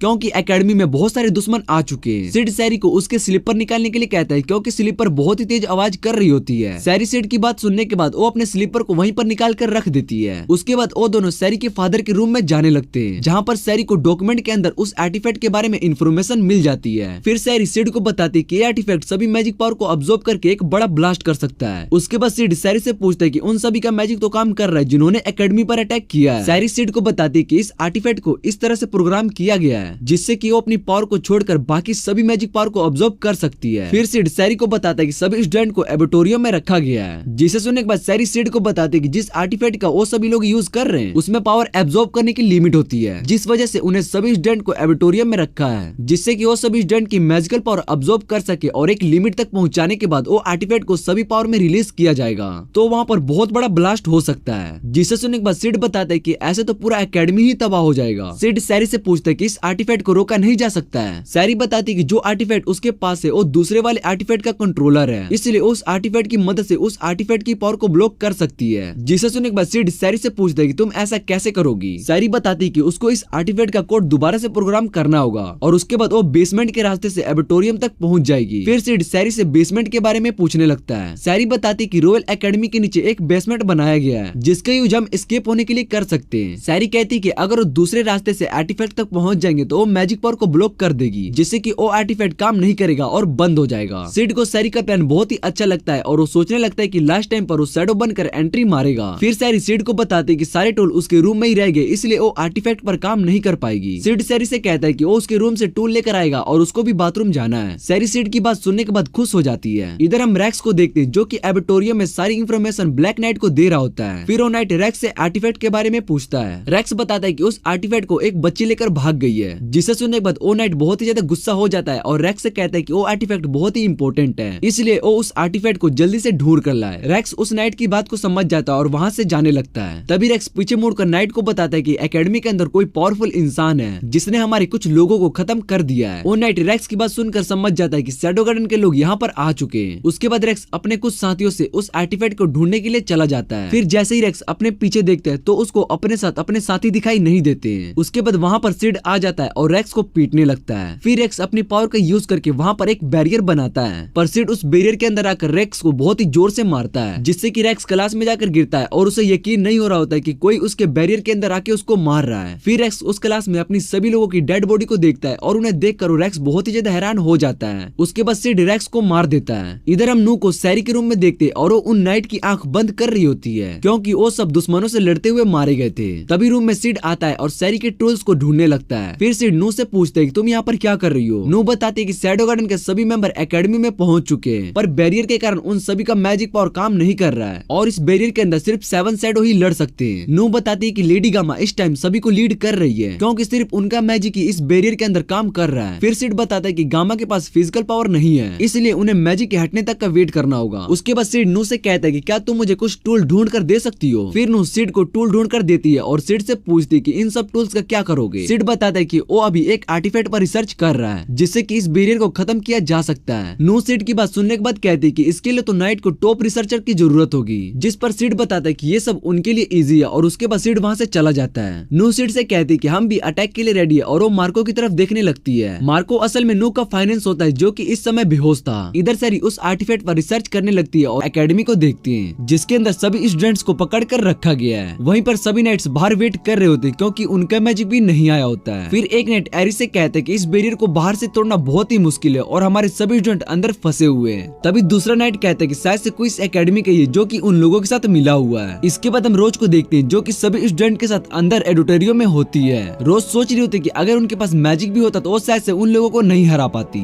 इधर हम सैरी को देखते हैं जो कि सिड के साथ मिलकर उस आर्टिफैक्ट को एक्टिव कर देती है। फिर वो सिड को बताती है कि हम उस बैरियर को खत्म कर सकते हैं जिससे कि सभी स्टूडेंट अपना मैजिक यूज कर पाएंगे। इसके लिए हमें एकेडमी के बेसमेंट में जाना होगा। फिर सिड सैरी से पूछता है कि हम बेसमेंट तक कैसे जाएंगे। तभी सैरी वहाँ पर रखी बुक शेल्फ में से एक बुक को प्रेस करती है जिससे कि वहाँ पर एक सीक्रेट रास्ता खुल जाता है। सैरी बताती है कि ये सीक्रेट रास्ता हमें एकेडमी के बेसमेंट तक ले जाएगा। सिड ये सब देखकर और भी ज्यादा एक्साइटेड हो जाता है और कहता है कि मुझे ऐसी चीजें बहुत ही पसंद है। तभी हम सैरी को देखते हैं जो कि घबरा रही होती है क्योंकि इस रूम के अंदर सैरी ने अपने मॉम को लास्ट टाइम देखा था। सैरी अपनी मॉम की डेड बॉडी को देखकर इतना ज्यादा शॉक थी कि उसने अपने पीछे किलर को भी नहीं देखा था। फिर सीन चेंज होता है और हम सैरी के फादर को देखते हैं जो कि अपनी मॉम के ग्रेव के पास आई होती है। उसके बाद सैरी के फादर उसको बताते कि तुम्हारी मॉम एक बहुत ही अच्छी रिसर्चर थी और तुम भी उनकी तरह ही बिल्कुल सेम हो। इसके बाद सैरी सिड को बताते कि उसके डैड बहुत ही अच्छे हैं, इसलिए इस बार वो अपने डैड को जरूर बचाएगी। सिड भी सैरी से कहता है कि उसको उम्मीद है कि तुम्हारे डैड ठीक होंगे। उसके बाद सिड सैरी से कहता है कि अब तुम्हें ही आगे जाके काम करना होगा और मैं तुम्हारी हेल्प नहीं कर सकता हूँ। सैरी भी सिड से कहती है कि वो पूरी कोशिश करेगी। इधर हम उस ब्लैक नाइट को देखते हैं जो कि सोच रहा होता है कि रेक्स को आने में इतनी देर क्यों लग रही है। तभी रोज से एक स्टूडेंट कहता है कि हम इन सभी पर अटैक कर देते हैं, पर रोज उसको मना कर देती है और बताती कि ये सभी लोग बहुत ही ज्यादा स्ट्रॉन्ग है और बिना मैजिक के हम इनसे नहीं जीत सकते। तभी उनमें से एक आदमी गन से उन स्टूडेंट पर फायर करता है जिससे कि एक स्टूडेंट घायल हो जाता है। फिर वो स्टूडेंट रोज से कहता है कि हमें कुछ करना होगा वरना हम मारे जाएंगे। रोज बताते कि अभी हम कुछ भी नहीं कर सकते। तभी सैरी भी वहाँ पर आ जाती है और ये सब देखकर सैरी बहुत ही ज्यादा डर जाती है। फिर सैरी उस आर्टिफैक्ट को एक्टिव कर देती है जिससे कि एकेडमी के ऊपर लगा बैरियर हट जाता है। उसके बाद सभी स्टूडेंट देखते हैं कि उनका मैजिक वापस आ गया है। तभी रोज उनमें से एक आदमी को जाकर मार देती है और सभी को फाइट करने के लिए कहती है। फिर सभी student in fake shadow garden से लड़ने लगते हैं। इधर रोज उस नाइट से लड़ने के लिए जा रही होती है। तभी बहुत सारे लोग रोज से ही लड़ने के लिए जाते हैं। फिर रोज सिड के बारे में सोचने के बाद उन सभी से लड़ने के लिए रेडी हो जाती है। तभी वहाँ पर शैडो आ जाता है और रोज से कहते हैं कि तुमने बहुत ही अच्छी फाइट की है। फिर हम देखते हैं कि शैडो गार्डन के सभी मेंबर भी उस ऑडिटोरियम में आ चुके होते हैं। उसके बाद सिड कहता है कि हम शैडो गार्डन से, फिर उस सभी फेक शैडो गार्डन के लोगों को मारने लगता है। इधर रोज भी सभी स्टूडेंट को वहाँ से बाहर जाने के लिए कहती है। फिर शैडो देखते हैं कि ओ नाइट कहीं पर जा रहा होता है। इधर सैरी भी अपने फादर को ढूंढ रही होती है पर उसको अपने फादर कहीं भी नहीं मिलते। तभी ऑडिटोरियम के अंदर आग लग जाती है जिसे गामा बाहर से देखकर कहते कि इन्होंने एकेडमी में आग लगा दी और ये काफी रिस्की अटैक है। फिर हम देखते कि इस आग को नाइट ने लगाई होती है और वो वहाँ पर जाने लगता है। बाहर एरिस रोज से पूछती कि अंदर क्या हो रहा है और ये आग किसने लगाई। रोज बताती कि अंदर एक और ऑर्गेनाइजेशन आ गई जिन्होंने सभी दुश्मनों को खत्म कर दिया और वो अपना नाम शैडो गार्डन बता रहे थे। उसके बाद हम शैडो गार्डन को देखते हैं जो कि एकेडमी के छत पर होते हैं। नो गामा से कहती कि हमारा काम यहाँ पर पूरा हो चुका है। इधर सैरी अपने फादर को ढूंढ रही होती है। फिर हम उस नाइट को सैरी के फादर के रूम में देखते हैं जो कि बुक्स को जला रहे होते हैं। तभी वहाँ पर सिड जो कि विंडो पर बैठा होता है वो नाइट से पूछते हैं कि तुम यहाँ पर क्या कर रहे हो प्रिंसिपल लूटन। फिर हमें पता चलता है कि वो नाइट असल में सैरी का फादर होता है। उसके बाद वो सिड से पूछता है कि तुम्हें मेरे बारे में कैसे पता चला। सिड बताता है कि ये बात उसको शुरू से ही पता थी। जिसे सुनने के बाद लूथन सिड से कहते हैं कि तुम तो बहुत ही स्मार्ट हो। फिर सिड लूथन से पूछता है कि आप ये सब क्यों कर रहे हो। जिसे सुनने के बाद लूथन सिड को अपना पास्ट बताता है कि वो एक बहुत ही अच्छा स्वॉर्डमैन था और उसने बहुत सारे कंपटीशन भी जीते थे। फिर सिड उनसे पूछता है कि आपने तो बूसिन फेस्टिवल भी जीता है। उसके बाद लूथन बताता है कि उसने बूसिन फेस्टिवल के अलावा भी बहुत सारी फाइट जीती है पर एक दिन वो बीमार हो गई जिस वजह से वो फाइट नहीं कर पाया और उसकी सारी सांस चली गई। इसलिए वो अपनी बीमारी को ठीक करने के लिए रिसर्च करने लगा। तभी उसको एक आर्टिफैक्ट मिला और उस आर्टिफैक्ट में बहुत ही पावर थी पर वो आर्टिफैक्ट सैरी की मॉम को मिला था और वो एक रिसर्चर थी। वो इस आर्टिफैक्ट को गवर्नमेंट को देना चाहती थी लेकिन मैंने सैरी की मॉम को मार दिया और इसके बारे में सैरी को भी पता नहीं चलने दिया और उस आर्टिफैक्ट को अपने पास रख लिया। उसके बाद सैरी अपनी मॉम की रिसर्च को पूरा करने लगी और उसको ये बात कभी पता नहीं चल पाई कि मैंने उसकी मॉम का मर्डर किया है। फिर से लूथन से एक और सवाल पूछता है कि उसने अपनी बेटी का यूज उसके मकसद के लिए क्यों किया था। लूथन बताता है कि ये सब उसने अपने मकसद के लिए किया है और उसको इन सब चीजों से कोई भी फर्क नहीं पड़ता है। फिर सिड बताता है कि उसको भी पहले इन सब चीजों से फर्क नहीं पड़ता था क्योंकि उसको लगता था कि इंसान अपनी लाइफ में उन चीजों को ज्यादा केयर करता है जिसको वो सबसे ज्यादा वैल्यू करता है पर मेरे पास ऐसा कुछ भी नहीं था इसलिए मुझे भी उन सब चीजों से कोई भी फर्क नहीं पड़ता है। इसके बाद सिड लूथन से फाइट करने लगता है और वो सिड को आसानी से हरा कर विंडो के बाहर फेंक देता है। इधर लूथन को लग रहा होता है कि वो जीत चुका है इसलिए वो वहाँ से जाने लगता है। तभी वहाँ पर शैडो आ जाते हैं और लूथन से कहते हैं कि तुम कहाँ जा रहे हो। फिर लूथन शैडो से कहते हैं कि तुम एक स्ट्रॉन्ग ओपोनेंट हो बिल्कुल मेरी तरह इसलिए तुमसे लड़ने में मुझे बहुत ही मजा आएगा। इसके बाद लूथन उस आर्टिफैक्ट का यूज करता है जिससे कि उसके अंदर बहुत ही पावर आ जाती है। फिर वो शैडो पर अटैक करने लगता है पर शैडो उसके सभी अटैक को आसानी से ब्लॉक कर देता है जिसे देखकर लूथन कहता है कि वो सच में बहुत ही स्ट्रॉन्ग है इसलिए तुमसे अपनी पूरी पावर का यूज करके लड़ूंगा। फिर लूथन शैडो पर अटैक करने जा रहा होता है पर शैडो उस अटैक से बच जाता है और वहाँ से पीछे दीवार टूट जाती है और उस अटैक से लूथन खुद ही डैमेज हो जाता है जिसे देखकर लूथन और भी ज्यादा गुस्सा हो जाता है और शैडो से लड़ने लगता है। लूथन शैडो से कहता है कि मैंने यहाँ पर जो कुछ भी किया उसका सारा ब्लेम शैडो गन पर जाएगा जिससे कि सारी शैडो सभी के लिए दुश्मन बन जाएगी। शैडो बताता है कि मुझे इन सब चीजों से कोई भी फर्क नहीं पड़ता क्योंकि ना तो मेरी टीम बुराई के लिए लड़ती है और ना ही अच्छाई के लिए। मैं और मेरी शैडो गन सिर्फ अपने मकसद के लिए लड़ते हैं। जिसे सुनने के बाद लूथन शैडो से पूछता है कि अगर पूरी दुनिया तुम्हारी दुश्मन बन जाएगी तो तुम्हें डर नहीं लगेगा। शैडो बताता है कि उसको किसी चीज का डर नहीं लगता और लूथन को मारने लगता है। शैडो लूथन से कहता है कि तुमने इस जगह पर सैरी की मॉम को मारा था और आज मैं तुम्हें इस जगह पर मारने के लिए जा रहा हूँ। इसके बाद शैडो लूथन को बहुत ही बुरी तरीके से मारने लगता है जिससे जिससे कि उसका आर्टिफैक्ट भी टूट जाता है और लूथन की वहीं पर मौत हो जाती है। तभी वहाँ पर सैरी आ जाती है और ये सब देख लेती है। फिर सैरी अपने फादर के पास आकर रोने लगती है और शैडो से कहती है कि तुमने ऐसा क्यों किया। शैडो सैरी से कहता है कि तुम्हें इस बात के बारे में पता ना चले, वही तुम्हारे लिए ठीक होगा। उसके बाद शैडो वहाँ से चला जाता है। अगले दिन अल्फा न्यूज में देख रही होती है कि शैडो गन अब किंगडम के लिए दुश्मन बन चुका है, जिसे सुनने के बाद गामा अल्फा से कहती है कि हम वही करेंगे जो हमारे लीडर हमसे चाहते हैं, इसीलिए हमें इन बेकार की बातों से कोई भी फर्क नहीं पड़ता है। फिर अल्फा गामा से कहती है कि सभी 7 शैडो को यहाँ पर बुलाओ। इधर हम सिड को देखते हैं जो कि एकेडमी के बाहर होता है। एकेडमी पूरी तरीके से टूट चुकी होती है, जिस वजह से सभी स्टूडेंट को समर हॉलिडे दे दिया गया था। तभी सिड के पास सैरी आती है और वो सिड से कहती है कि अब वो पढ़ने के लिए दूसरी कंट्री में जा रही है, क्योंकि उसको और भी बहुत कुछ सीखना है और इस कंट्री में रहने के लिए उसके पास और कोई भी रीजन नहीं है। फिर सिड सैरी को गुड बाय करता है और सैरी अपने कैरेज में बैठकर वहाँ से जाने लगती है कि एकेडमी पूरी तरीके से तबाह हो गया था, जिस वजह से सभी स्टूडेंट्स को समर हॉलिडे दे दिया गया है और बहुत से स्टूडेंट्स अपने घर जा चुके हैं। पर सिड अभी भी ड्रोम में था, क्योंकि उसके पास करने के लिए कुछ भी नहीं था। तभी उसके रूम में क्लेयर आ जाती है और सिड अपने रूम में छुप जाता है। फिर सिड के पास अल्फा का लेटर आता है जिसे कुछ सीक्रेट लैंड पर जाना होगा। उसके बाद हम एप्सिलॉन को देखते हैं जो कि अपने मैजिक का यूज करके अपने चेस्ट का साइज बढ़ा रही होती है। फिर एप्सिलॉन अपने पास्ट को याद करने लगती है, जब सिड ने उसको अपनी पावर दिखाई थी और उससे कहा था कि तुम पावर की मदद से अपनी लाइफ को चेंज कर सकती हो। सिड एप्सिलॉन से कहते हैं कि तुम मेरे साथ शैडो गार्डन में आ जाओगी, जिसके बाद हम सभी मिलकर लोगों को हंट करेंगे। पर एप्सिलॉन सिड की बातों का गलत मतलब समझ जाती है। इसके बाद सीन चेंज होता है और हम जेनोन को देखते हैं जिसने बीटा को पकड़ कर रखा था।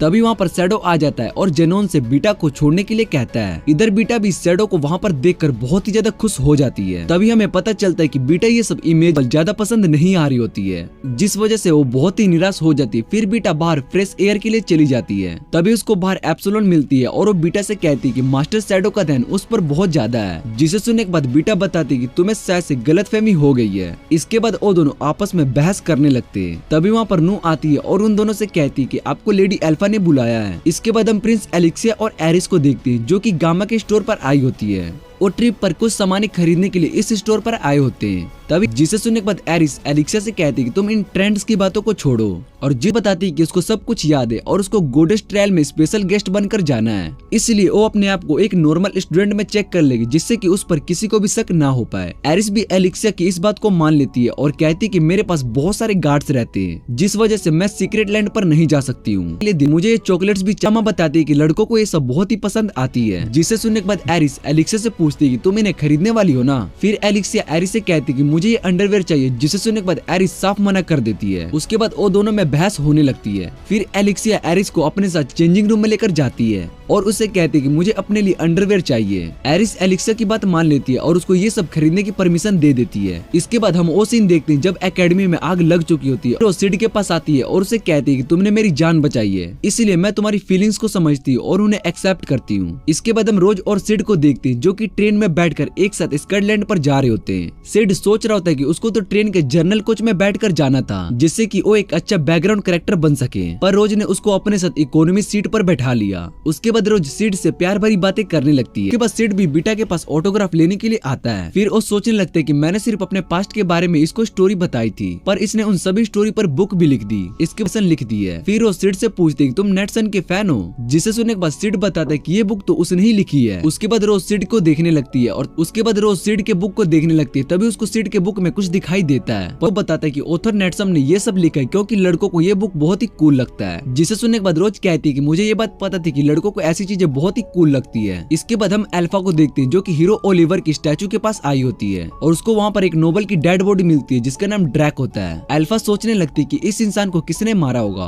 उसके बाद अल्फा वहाँ से जाने लगती है। तभी कुछ गार्ड्स वहाँ पर आते हैं और ड्रैक की बॉडी को देख लेते हैं। फिर एप्सिलॉन सिड से कहती है कि हमें डिबलोस के मेंबर के बारे में पता चल गया है, इसलिए हम अपने प्लान को शुरू करने के लिए जा रहे हैं। जिसे सुनने के बाद सिड एप्सिलॉन से कहता है कि तुम अपना प्लान शुरू करो और मैं अपने प्लान का यूज करता। देखते हैं जो कि अपने कपड़े को चेंज करके हॉट स्प्रिंग में नहाने के लिए जाता है। सिड को हॉट स्प्रिंग में नहाना बहुत ही अच्छा लगता है। तभी हम देखते हैं कि एलिक्सिया भी उस हॉट स्प्रिंग के अंदर नहा रही होती है। वो सिड को देखकर वहाँ पर बहुत ही ज्यादा हैरान हो जाती है। फिर एलिक्सिया सिड से कहती है कि तुम अब ठीक हो चुके हो, जिस पर सिड बताता है कि उसकी चोट अब पूरी तरीके से हील हो चुकी है। उसके बाद सिड एलिक्सिया से पूछते हैं तुम यहाँ पर स्कर्ट आइलैंड पर क्या कर रही हो। एलेक्सिया सिड को बताती है कि वो यहाँ पर गोट ट्रायल के लिए आई है और वो स्पेशल गेस्ट है। फिर एलेक्सिया सिड से पूछती है कि तुम यहाँ पर क्या कर रहे हो, जिस पर सिड एलेक्सिया को बताता है कि उसके एक फ्रेंड ने उसको यहाँ पर बुलाया है और बताता है कि यहाँ पर एक बहुत ही अच्छा इवेंट होने वाला है और शायद से वो इवेंट गोडेस ट्रायल है जिसके बारे में वो बहुत ही बात कर रहा था। फिर सिड एलेक्सिया से गोडेस ट्रायल इवेंट के बारे में पूछता है कि वो क्या है, जिसे सुनने के बाद एलेक्सिया सिड से कहती है कि तुम यहाँ पर स्कर्ट आइलैंड पर आए हो पर तुम्हें गोडेस ट्रायल इवेंट के बारे में ही नहीं पता है। फिर एलेक्सिया सिड को बताते हैं कि इस इवेंट में फाइट एसेंट वॉरियर से लड़ते हैं जो यहाँ पर सुमोन कर लाए जाते हैं, जिसे सुनने के बाद सिड सोचने लगता है कि अल्फा ने शायद से उसको इस बारे में नहीं बताया था। उसके बाद एलेक्सिया सिड से कहती है कि अगर तुम इस इवेंट में हिस्सा लेने के लिए आए हो तो तुम बहुत ही ज्यादा लेट हो चुके हो,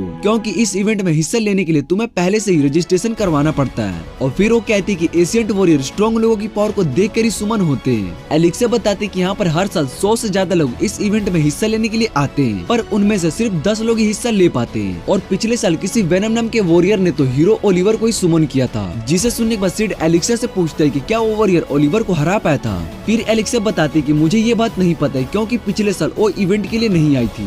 एलेक्सिया बताती है कि वो यहाँ पर स्पेशल केस के लिए आई है और उसके बारे में सिड को कुछ भी नहीं बता सकती है, जिसे सुनने के बाद सिड कहता है कि वैसे भी मुझे उस केस में कोई इंटरेस्ट भी नहीं है। फिर एलेक्सिया सिड से क्रिम्सन नाइट ग्रुप को ज्वाइन करने के लिए कहती है पर सिड उसको साफ मना कर देता है। उसके बाद एलेक्सिया सिड से कहती है कि तुम मेरी बॉडी को देखना बंद करो, जिस पर सिड कहता है कि वो हॉट स्प्रिंग में रिलैक्स करने के लिए आया ना कि उसकी बॉडी देखने के लिए। जिसके बाद सिड एलेक्सिया से कहता है कि तुम मुझे इस तरह से देखना बंद करो। फिर एलेक्सिया बताती है कि वो उसकी तरफ नहीं देख रही है। उसके बाद सिड हॉट स्प्रिंग से बाहर निकलता है और एलेक्सिया के सामने खड़ा हो जाता है। एलेक्सिया सिड को देखकर बहुत ज्यादा शॉक हो जाती है। फिर सिड वहाँ से चला जाता है। अगले दिन एलेक्सिया गोडेस ट्रायल के लिए स्टेडियम में आती है जहाँ पर एक ओल्ड मैन जिसका नाम नेल्सन था वो सभी का वेलकम करता है, पर एलेक्सिया को नेल्सन पसंद नहीं आता है क्योंकि उसने एलेक्सिया को इन्वेस्टिगेशन करने से मना कर दिया था। नेल्सन एलेक्सिया को बताता है कि वो इस केस को खुद ही देख लेगा, इसलिए वो उसको गोडेस ट्रायल एंजॉय करने के लिए कहता है। इधर एलेक्सिया सोच रही होती है कि वो अपने फादर से इस केस के बारे में बात करके नेल्सन को उस केस से हटा देगी, पर इस काम के लिए काफी दिन लग जाएंगे और तब तक तो उसके सारे प्रूफ्स भी खत्म हो जाएंगे। इधर बीटा भी गोडेस ट्रायल देखने के लिए आई होती है और उसके सभी फैंस बीटा को देखकर उसे चीयर करने लगते हैं। एलेक्सिया भी नात्सुमी जो कि बीटा होती है उसके बारे में जानती है कि वो एक पॉपुलर ऑथर है, पर एलेक्सिया नात्सुमी को बिल्कुल भी पसंद नहीं करती थी। फिर बीटा एलेक्सिया की तरफ देखने लगती है और सोचने लगती है कि ये वही है जो खुद शैडो के काफी क्लोज थी,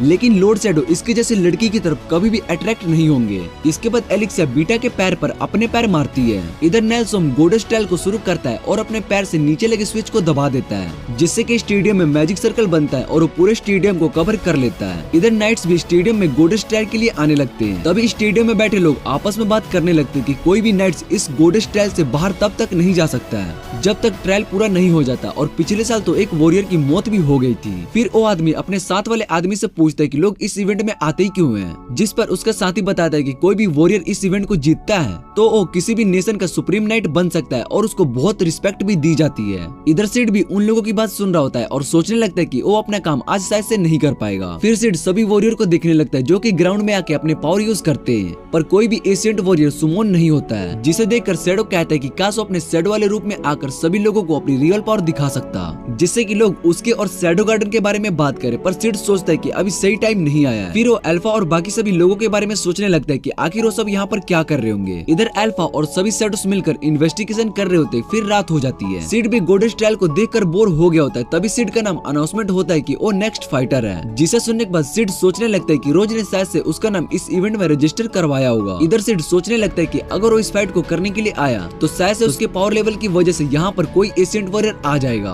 और सभी को उसकी रियल पावर के बारे में भी पता चल जाएगा। फिर सिड सोचता है कि उसको यहाँ से भाग जाना चाहिए, पर अगर उसने ऐसा किया तो उसको एकेडमी से निकाल दिया जाएगा और उसकी बड़ी बहन भी उसको बहुत मारेगी। उसके बाद सिड अपनी शैडो लाइट का यूज करता है और वहाँ से चला जाता है। फिर अनाउंसमेंट होती है कि सिड इस मैच से बाहर जाना चाहता है। तभी आसमान में एक पर्पल लाइट चमकने लगती है और सभी ऊपर की ओर देखने लगते हैं। उसके बाद वो पर्पल लाइट आसमान से गायब होती है। तब सभी लोग ग्राउंड में शैडो को देखते हैं और हैरान हो जाते हैं। इधर शैडो को देखकर एलेक्सिया सोचने लगती है कि ये यहाँ पर किस लिए आया है। नेल्सन भी शैडो को देखकर सोचने लगता है कि उसने यहाँ पर आकर बहुत बड़ी गलती कर दी है। फिर शैडो अपनी पावर का यूज करता है जिससे कि वहाँ पर एक एशियंट वॉरियर सुमोन होके आ जाती है। इधर नेल्सन को यकीन नहीं हो रहा होता है कि शैडो ने एशियंट वॉरियर को सुमोन कर दिया है। फिर नात्सुमी बताती है कि वो अरोरा है जो कि डिस्ट्रक्शन विच है और उसने एशियन टाइम में इस दुनिया को लगभग तबाह ही कर दिया था। एलेक्सिया नात्सुमी से पूछती है कि तुम्हें इसके बारे में कैसे पता चला। फिर नात्सुमी एलिक्सा को बताती कि वो एक ऑथर है और उसने अरोरा के बारे में पढ़ा है। उसके बाद वो नेल्सन से अरोरा के बारे में और भी इन्फॉर्मेशन मांगने लगती है। इधर नेल्सन भी नात्सुमी को देखकर उसकी बात मान लेता है। फिर नेल्सन कहता है कि शैडो बहुत ही ज्यादा अनलकी है, क्योंकि अरोरा को पूरी हिस्ट्री में सबसे स्ट्रॉन्ग बनाया गया है, इसलिए शैडो उससे नहीं जीत सकता है। तभी एलिक्सा बताती कि वो इस बात से श्योर नहीं है, क्योंकि शैडो ने अरोरा को सुमन किया है, इसका मतलब शैडो भी अरोरा जितना स्ट्रॉन्ग होगा। इधर शैडो और अरोरा के बीच में फाइट शुरू हो जाती है और अरोरा अपनी पावर से शैडो पर अटैक करने लगती है, लेकिन शैडो अरोरा के सभी अटैक को डज कर लेता है, जिसे देखकर नेल्सन कहता है कि शैडो स्ट्रॉन्ग है पर वो अरोरा को नहीं हरा सकता है। तभी नात्सुमी कहती है कि शैडो को एक भी अटैक नहीं लगा है और वो इस फाइट को एंजॉय कर रहा है। एलिक्सा भी नात्सुमी की बात से सहमत होती है और कहती है कि तुम बिल्कुल ठीक कह रही हो।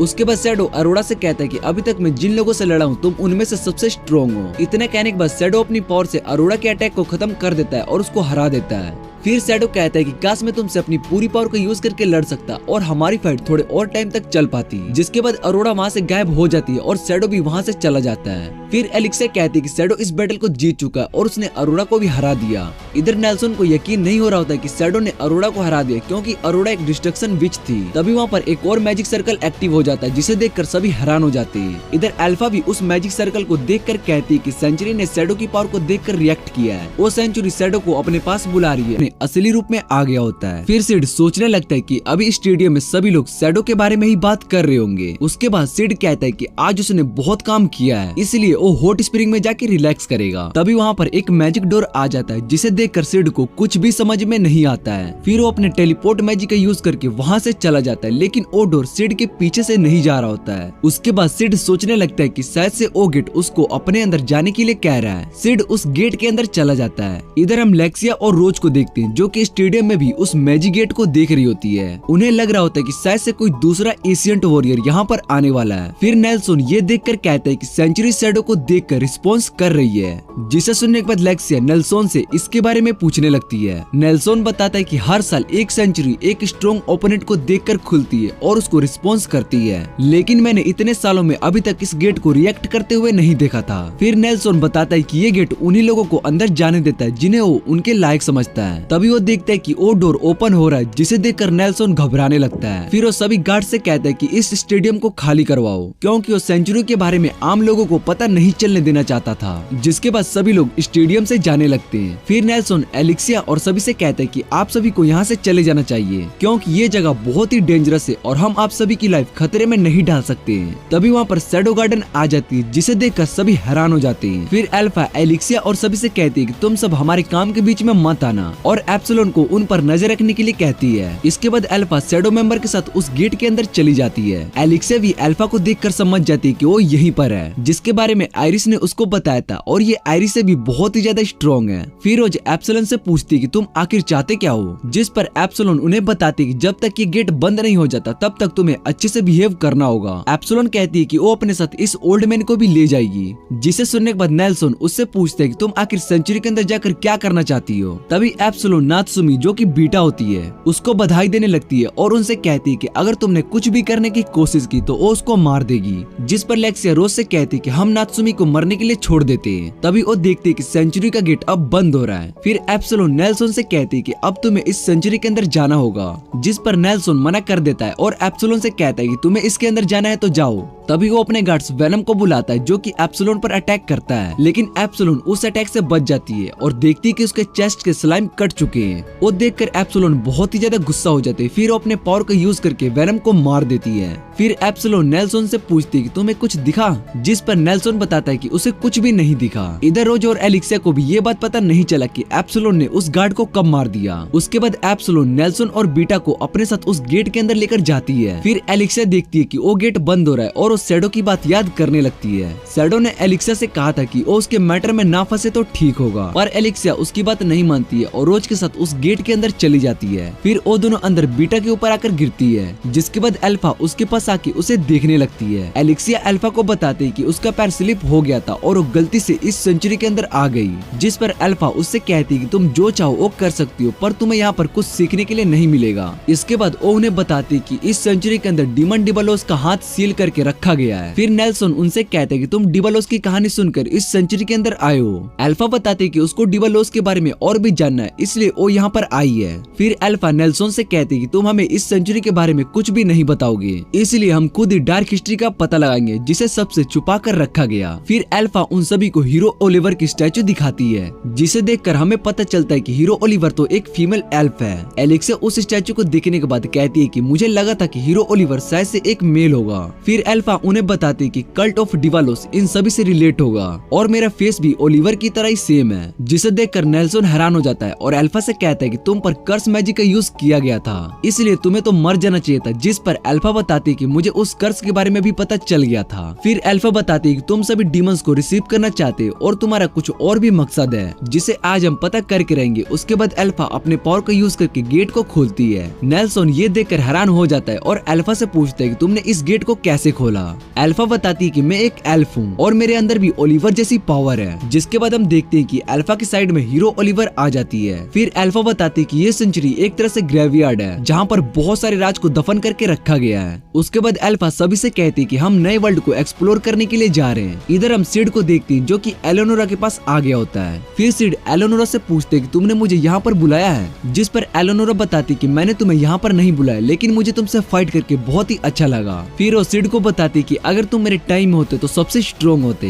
जिसे सुनने के बाद सिड एलेनोरा को थैंक्स कहता है और बताता है कि मुझे भी तुमसे फाइट करके बहुत ही अच्छा लगा। एलेनोरा सिड से पूछती है कि तुम यहाँ पर कैसे आए हो। सिड बताता है कि उसके पीछे एक मैजिक गेट आ गया था और उसके अंदर जाने के बाद वो यहाँ पर पहुंच गया। सिड एलेनोरा से पूछते है कि उसको बाहर जाने का रास्ता पता है। फिर एलेनोरा बताती कि मुझे नहीं पता और उसके बारे में मेरी सारी मेमोरीज भी मिटा दी गई है। एलेनोरा बताती कि मुझे नहीं पता और उसके बारे में मेरी सारी मेमोरीज भी मिटा दी गई है। उसके बाद सिड सोचने लगता है कि उसको उस गेट से वापस जाना होगा, जिससे कि वो यहाँ पर आ गया। तभी एलेनोरा सिड से कहती कि क्या वो उसको फ्री करवा सकता है, क्योंकि एलेनोरा को यहाँ पर होस्टेज बनाकर रखा गया है। सिड अपनी पावर का यूज करके एलेनोरा को फ्री कर देता है। जिसके बाद एलेनोरा बताती कि उसको 1000 साल बाद फ्री होकर अच्छा लग रहा है। सिड एलेनोरा से पूछता है कि तुम यहाँ पर 1000 साल से हो, जिस पर एलेनोरा बताती कि उसको ठीक से याद नहीं है, पर वो इस सेंचुरी में 1000 साल से। फिर एलेनोरा सिड से कहती कि हम दोनों का गोल सेम है, तुम्हें इस सेंचुरी से बाहर जाना है और मुझे फ्रीडम चाहिए, हमें साथ में मिलकर काम करना चाहिए। फिर सिड एलेनोरा से पूछते कि तुम्हें तो बाहर जाने का रास्ता पता नहीं है, तो हम यहाँ से बाहर कैसे जाएंगे। एलेनोरा बताती कि ये जगह एक तरह से मेमोरी प्रिज्म है, इसलिए हम उसके कोर तक पहुँचकर उसको तबाह कर देंगे,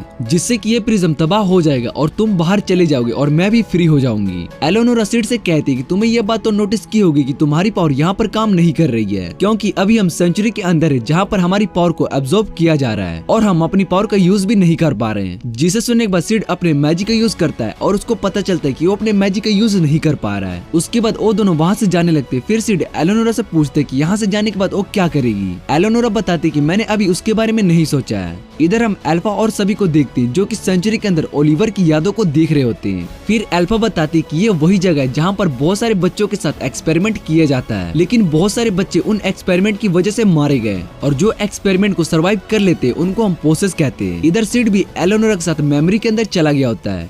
फिर सिड एलेनोरा से पूछते कि क्या ये तुम्हारी मेमोरी है, जिस पर एलेनोरा बताते कि ये जगह मुझे थोड़ी सी याद है। फिर वो दोनों वहाँ पर एक छोटी बच्ची को देखते हैं जो कि रो रही होती है। उसके बाद सिड उस बच्ची को देखकर एलेनोरा से कहते हैं कि ये बिल्कुल तुम्हारी तरह दिख रही है। फिर एलेनोरा उस बच्ची के पास आती है और उसको थप्पड़ मारती है। वो उनसे कहते कि यहाँ पर बैठकर रोने से कुछ भी नहीं होने वाला है।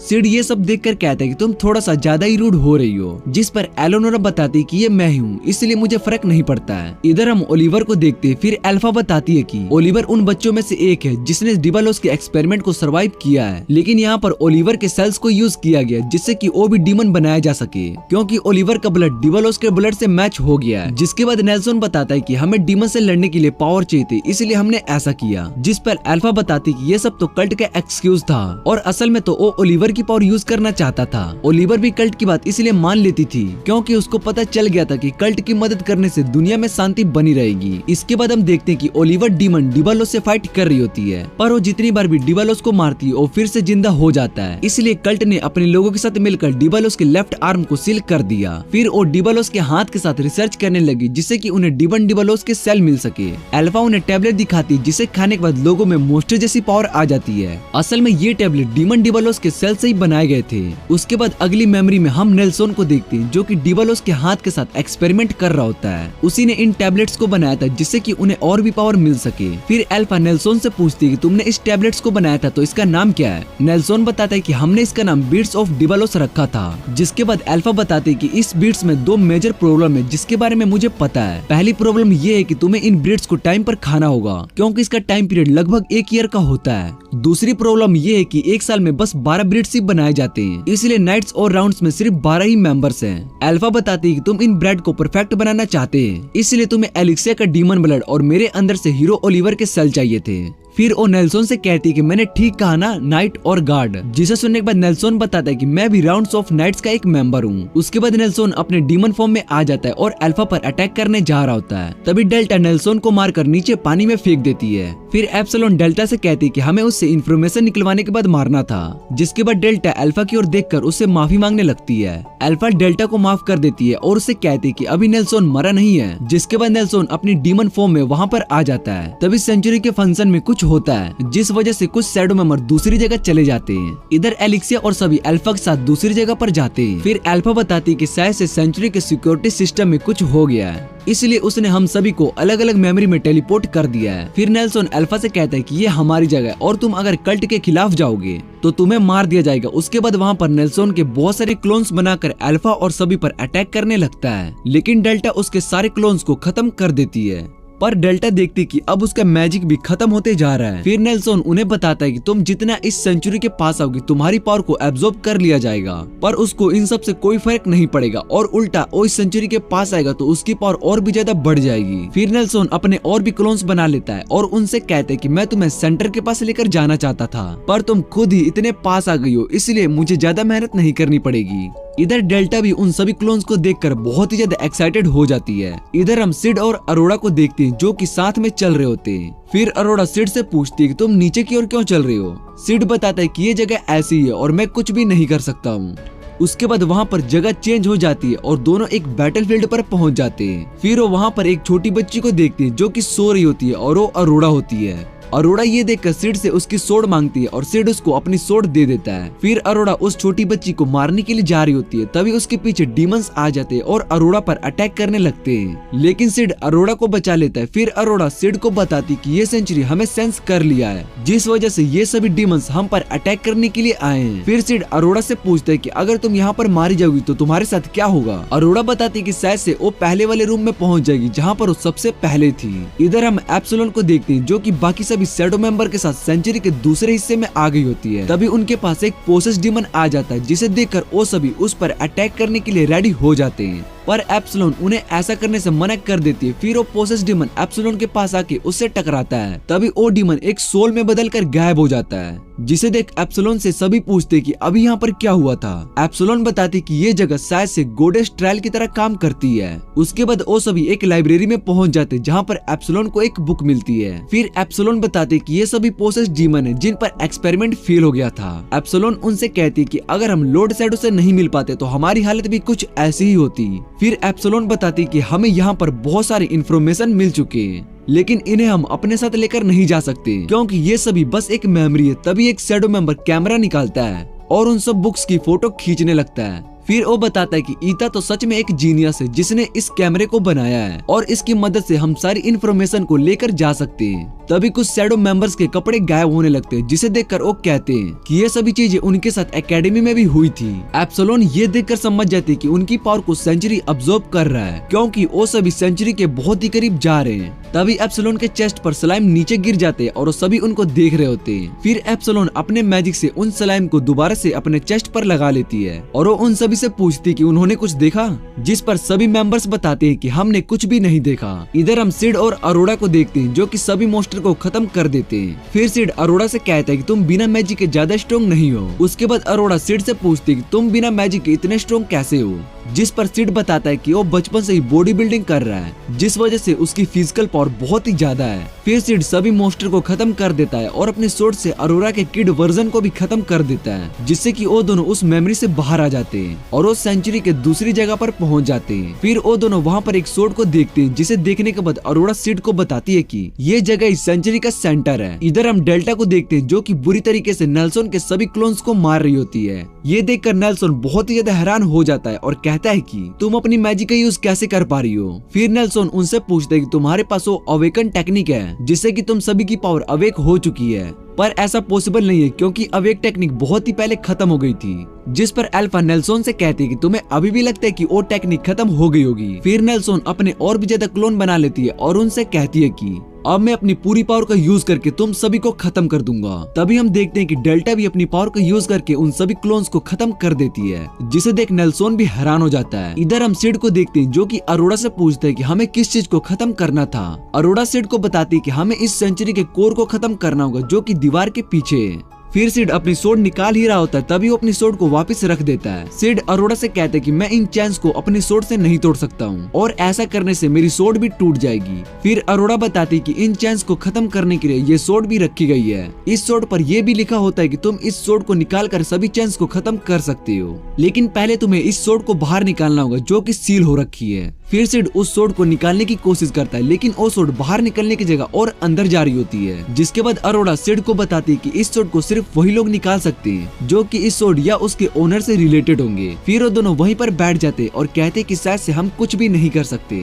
इधर हम लेक्सिया और सभी को देखते हैं जो कि डेल्टा को देख रहे होते हैं। इधर डेल्टा उन सभी क्लोन्स को खत्म कर देती है और सभी उस मेमोरी से बाहर आ जाते हैं जहाँ पर रियल नेल्सन होता है और नेल्सन अल्फा से पूछता है कि तुम सभी ने मेरे 100 क्लोन्स को कैसे हरा दिया। फिर अल्फा नेल्सन से कहती है कि तुम तो एक साइंटिस्ट हो, इसलिए तुम्हें ये बात तो पता ही होगी कि सभी क्लोन्स का एक ही मेन ब्रेन होता है। बिना ब्रेन के वो सभी क्लोन्स बस इधर उधर मूवमेंट कर सकते हैं, लेकिन उनके अंदर फाइटिंग टेक्निक नहीं होती है। जिसे सुनने के बाद नेल्सन बहुत ही ज्यादा डर जाता है और वो फिर अपने पीछे ओलिवर की स्टैचू को देखता है। फिर नेल्सन ओलिवर को जोर जोर से बुलाने लगता है, जिससे कि वहाँ पर ओलिवर आ जाती है। ओलिवर को वहाँ पर देखकर नेल्सन खुश हो जाता है और कहता है कि अब तुम सब नहीं बचोगे। इतने में ही एप्सिलॉन बाकी के शैडो मेंबर के साथ वहाँ पर आ जाती है। फिर एप्सिलॉन अल्फा से कहती है कि हमें यहाँ से बाहर जाने का रास्ता पता चल चुका है और हम किसी भी टाइम यहाँ से बाहर जा सकते हैं। जिसे सुनने के बाद अल्फा एप्सिलॉन से कहती है कि हम अभी यहाँ से चलते हैं। फिर एप्सिलॉन सेंचुरी का डिवाइस कंट्रोल करके वहाँ पर एक पोर्टल बना देती है, जिसे देखकर नेल्सन अल्फा से पूछते हैं कि तुम लोग यहाँ से ऐसे नहीं जा सकते हो।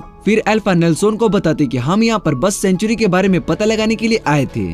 अब हमें इस सेंचुरी के डिवाइस के बारे में पता चल गया है, इसलिए हम यहाँ पे कभी भी आ सकते हैं। जिसे सुनने के बाद नेल्सन गुस्सा हो जाता है और अल्फा से कहता है कि मैं तुम्हें यहाँ से भागने नहीं दूंगा। जिस पर अल्फा नेल्सन से पूछती है तुम मेरा पीछा करोगे। नेल्सन अल्फा की बात सुनकर डर जाता है। फिर अल्फा डेल्टा को यहाँ से चलने के लिए कहती है, लेकिन डेल्टा अभी भी लड़ने के मूड में होती है और वो अल्फा की बात नहीं सुन रही होती है, जिस वजह से अल्फा को गुस्सा आ जाता है और वो डेल्टा को चलने के लिए कहती है। फिर डेल्टा अल्फा के गुस्से वाले चेहरे को देखकर डर जाती है और वहाँ से चलने के लिए मान जाती है। उसके बाद लेक्सिया सभी शैडो गार्डन के साथ वहाँ से चली जाती है। इधर नेल्सन को भी ये देखकर राहत मिलती है। फिर वो देखता है कि इस सेंचुरी के कोर में भी कुछ लोग हैं, जिसे देखने के बाद नेल्सन ओलिवर को अपने साथ चलने के लिए कहता है। इसके बाद हम सिड को देखते हैं और वो अरोड़ा से पूछते हैं कि तुम गायब होना चाहती हो। जिस पर अरोड़ा सिड से पूछती कि वो भला ऐसा क्यों चाहेगी। फिर सिड अरोड़ा को बताता है कि तुमने ही तो कहा था अगर हम इस सेंचुरी के कोर को खत्म कर देते तो तुम गायब हो जाओगी। जिस पर अरोड़ा सिड से कहती है कि मेरे गायब होने का मतलब ये नहीं है कि मैं इस सेंचुरी से फ्री हो जाऊंगी, क्योंकि ये सेंचुरी एक तरह से प्रिज्म रिलेम है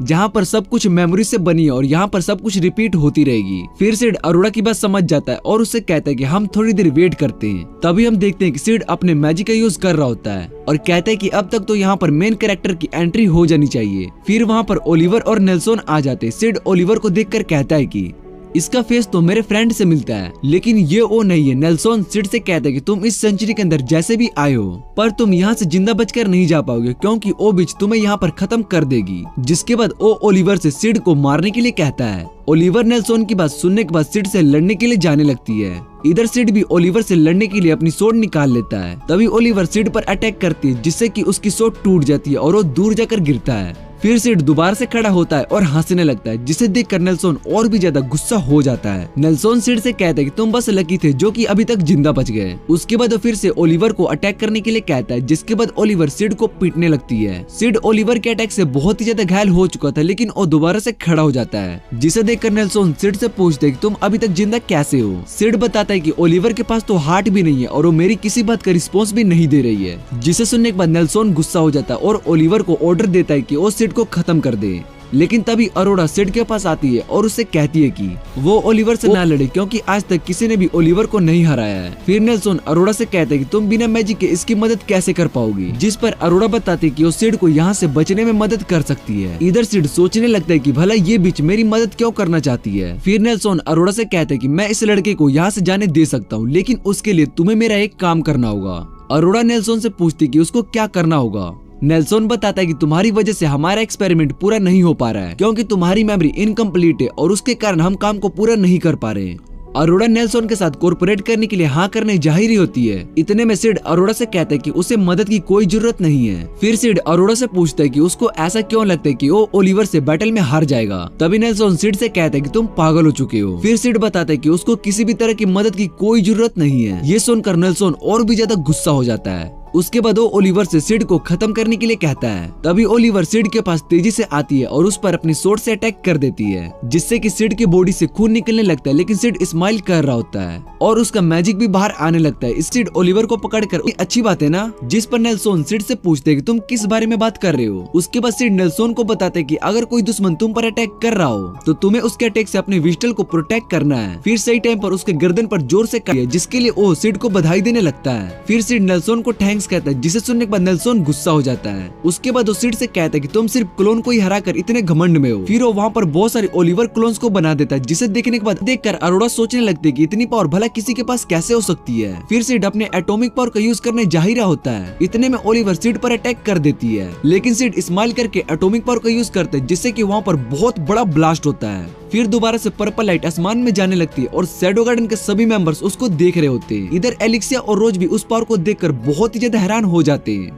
इधर सिड भी डीमन डियाब्लोस के हाथ के पास पहुंच जाता है, जो कि सील हुआ होता है। फिर सिड उस हाथ को खत्म करने के लिए अपनी सोर्ड निकालता है और खुद को अरोड़ा के पास देखता है। सिड और अरोड़ा दोनों उस सेंचुरी से बाहर आ चुके होते हैं और वहाँ से गायब हो जाती है। इधर हम एलिक्सिया, रोज और नात्सुमी को देखते हैं। रोज एलिक्सिया से कहती है कि वो अटैक जरूर शैडो का ही होगा और वो बहुत ही पावरफुल है। फिर एलिक्सिया बताती कि वो सभी उनके सामने कुछ भी नहीं है और अगर ऐसा चलता रहा तो शायद से वो अपने पास उन लोगों को भी खो देगी, जो कि उसके लिए बहुत ही इम्पोर्टेंट है। जिसके बाद रोज कहती है कि उसको भी ये सेम फीलिंग है और एकेडमी पर होने के बाद बहुत सारी ऑर्गेनाइजेशन भी उनके पीछे पड़ चुकी है। नात्सुमी एलिक्सिया की बात सुनने के बाद उससे पूछती है कि तुम्हारा मकसद क्या है। एलिक्सिया बताती कि हम तीनों को एक साथ मिलकर काम करना चाहिए, जिससे कि हम सब कुछ पता कर सके, क्योंकि मैं मिडगर किंगडम की प्रिंसेस हूँ और रोज ओरियाना किंगडम की प्रिंसेस है और हम दोनों के पास बहुत ही पावर है। फिर वो नात्सुमी से कहती है कि तुम एक पॉपुलर ऑथर हो, इसलिए तुम इस बारे में बहुत सारी इन्फॉर्मेशन जमा कर सकती हो, इसलिए तुम तीनों को एक साथ मिलकर काम करना चाहिए। रोज और नात्सुमी को एलिक्सिया का आइडिया बहुत ही अच्छा लगता है। वो तीनों एलिक्सिया की बात मान लेती है और टीम बनाने के लिए हाँ कर देती है। इधर हम अल्फा और अल्फा को बताती है कि अरोड़ा का असली नाम डीमन डियाब्लोस था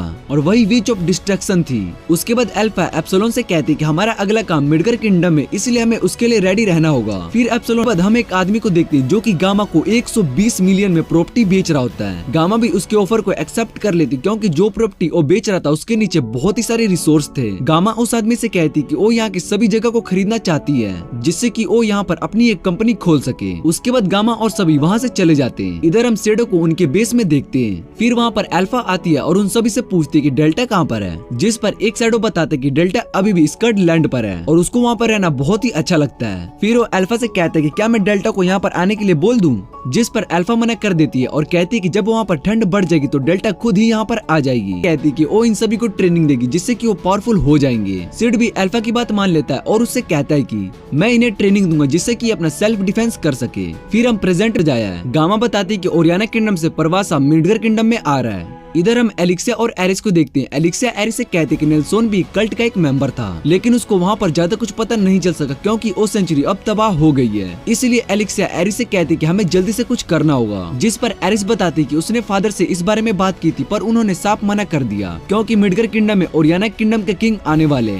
इसलिए वो किसी भी तरह की गड़बड़ नहीं चाहते। एरिस बताती कि हमें कोई एक्शन लेने से पहले एडवाइस को कलेक्ट करना होगा, पर किस्मत से बुसिन फेस्टिवल भी इसी साल होने वाला है और अगर कोई भी वॉरियर इस फेस्टिवल में जीत जाता है तो सभी लोग और किंगडम उसको सपोर्ट करते। इसलिए अगर मैं इस बुसिन फेस्टिवल को जीत पाऊं तो फादर को भी मेरा सपोर्ट करना होगा और मेरी बात माननी होगी। फिर एलिक्सिया कहती कि अगर शैडो गार्डन और कल्ट दोनों ऑर्गेनाइजेशन इस फेस्टिवल में आ गए तो क्या होगा, क्योंकि वो दोनों ऑर्गेनाइजेशन शुरू से ही बड़े बड़े मेजर फेस्टिवल में इन्वॉल्व हो रही है, तो शायद से वो बुसिन फेस्टिवल में भी इन्वॉल्व हो सकते हैं। जिस पर एरिस एलिक्सिया से कहती है कि तुम्हें इस बारे में परेशान नहीं होना चाहिए क्योंकि मुझे उन लोगों से कोई भी फर्क नहीं पड़ता, चाहे उनके पास किसी भी तरह का आर्टिफैक्ट क्यों ना हो। जिस पर एरिस बताती कि उसको शैडो और उसकी टीम के बारे में पता है, इसलिए वो इन सब से भाग नहीं सकती और उसको ये बुसिन फेस्टिवल जीतना होगा। फिर एरिस एलिक्सिया से पूछती कि उसने तो उसको स्कॉटलैंड पर इन्वेस्टिगेशन के लिए भेजा था, तो वो सिक्योरिटी के अंदर कैसे पहुंच गई। जिस पर एलिक्सिया बहाना लगा देती है और वो कहती है कि नेल्सोन का पीछा करते हुए गलती से सेंचुरी के अंदर चली गई थी। फिर एलिक्सिया वहाँ से नहाने के लिए चली जाती है और इधर एरिस सोचने लगती है कि